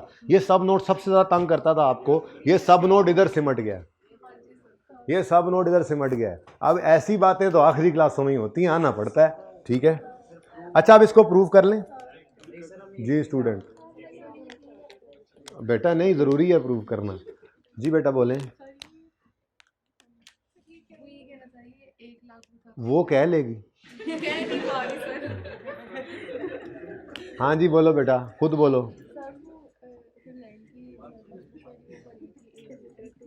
ये बुक वैल्यू नहीं थी, ये लास्ट रीवैल्यूड अमाउंट थी, लास्ट रीवैल्यूड अमाउंट थी। और उसने कहा था ये फिगर आई है एक लॉस को इनकर करने के बाद, प्रॉफिट एंड लॉस को चार्ज हुआ पड़ा, वो लैंड था। देखो कंफर्म भी हो गया, ठीक है, कि आप अगर इसको ऐड बैक करें तो 1,12,000 बनता है, ठीक है। तो बहरहाल ये रूल है, इसको प्रूव तो मैं अब करने लगा हूं कि आप अगर इस रूल को अप्लाई करें तो एक्चुअल में ऐसा ही होता है। इस सवाल में तो नज़र नहीं आ रहा ना कि असल क्या चीज़ थी। 2 सवाल वो उठाऊंगा जिन सवालों में हमने 3 साल की रिवैल्यूएशन की थी, और उन सवालों को मैंने सॉल्व किया एक्सेल में बैठकर हिस्टोरिकल कॉस्ट से। Had there been no revaluation तो बुक वैल्यू निकाली हुई है। अब उसूल लगवाऊंगा वर्किंग पे, फिगर निकालेंगे कैलकुलेटर पे आप, और उसको प्रूव कर लेंगे हम जाके उसके वर्किंग के अंदर, ताकि तसल्ली हो जाए कि बस ठीक है अब इसको याद ही करना है, ठीक है ना। तो याद करना है सिर्फ इतनी सी बात को, ठीक है। ये किस लिए है हमारा rule? Had there been no revaluation वाले सब नोट का शॉर्टकट। बस फाई कर लें ऊपर नीचे। had there been no revaluation वाले सब नोट का शॉर्टकट। मैंने जो रट्टा लगाया मुझे वो ना लिखने देना।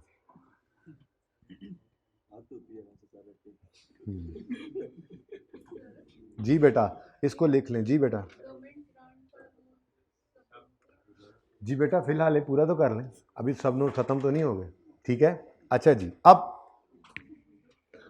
सुने सुने सुने सुने सुन लें इसको प्रूव कर लेते हैं, तसल्ली कर लेते हैं। इसको लिखना भी है अभी तुमने, जल्दी लिखो। रीवैल्यूएशन लॉस अगर आया है, अगर इधर आ गया तो, अगर, चुप कर जाओ, अगर रीवैल्यूएशन लॉस आया है और अगर रीवैल्यूएशन सरप्लस आया है, ये मेरा रट्टा था। चलो जी, पूरा हो गया। जी जी जी जी, पिक पिक पिक।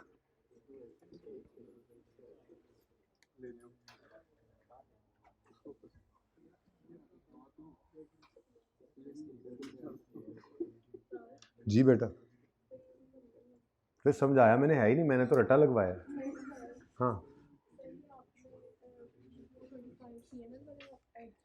हाँ ये वाला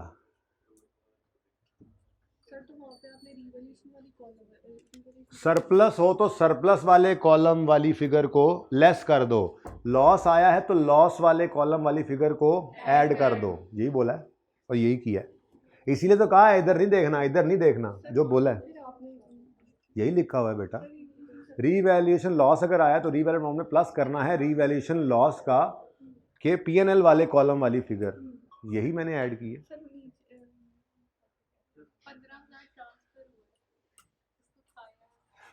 मैं ब्रेक भी दी थी जी। चलो आज इसको प्रूव करते हैं।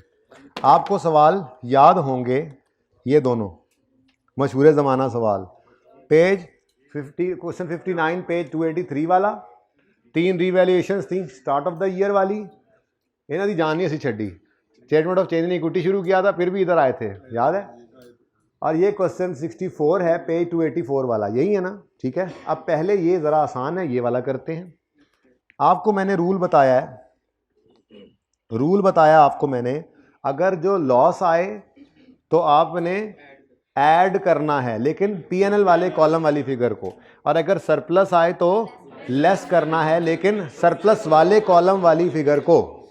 किस चीज़ में? रीवैल्यूड अमाउंट में। अब इसको प्रूव करते हैं, ठीक है। लेकिन मैंने आपके लिए जो तोहफतन हदियतन चीज़ तैयार की है साथ, वो ये है, ये जनाब आपका यही वाला सवाल है। देखो इसकी कॉस्ट 360 ही है, कॉस्ट 360 है ना इस एसेट की, और ओरिजिनल लाइफ है 10 साल, तो हर साल की डेप्रिसिएशन बनती है 36।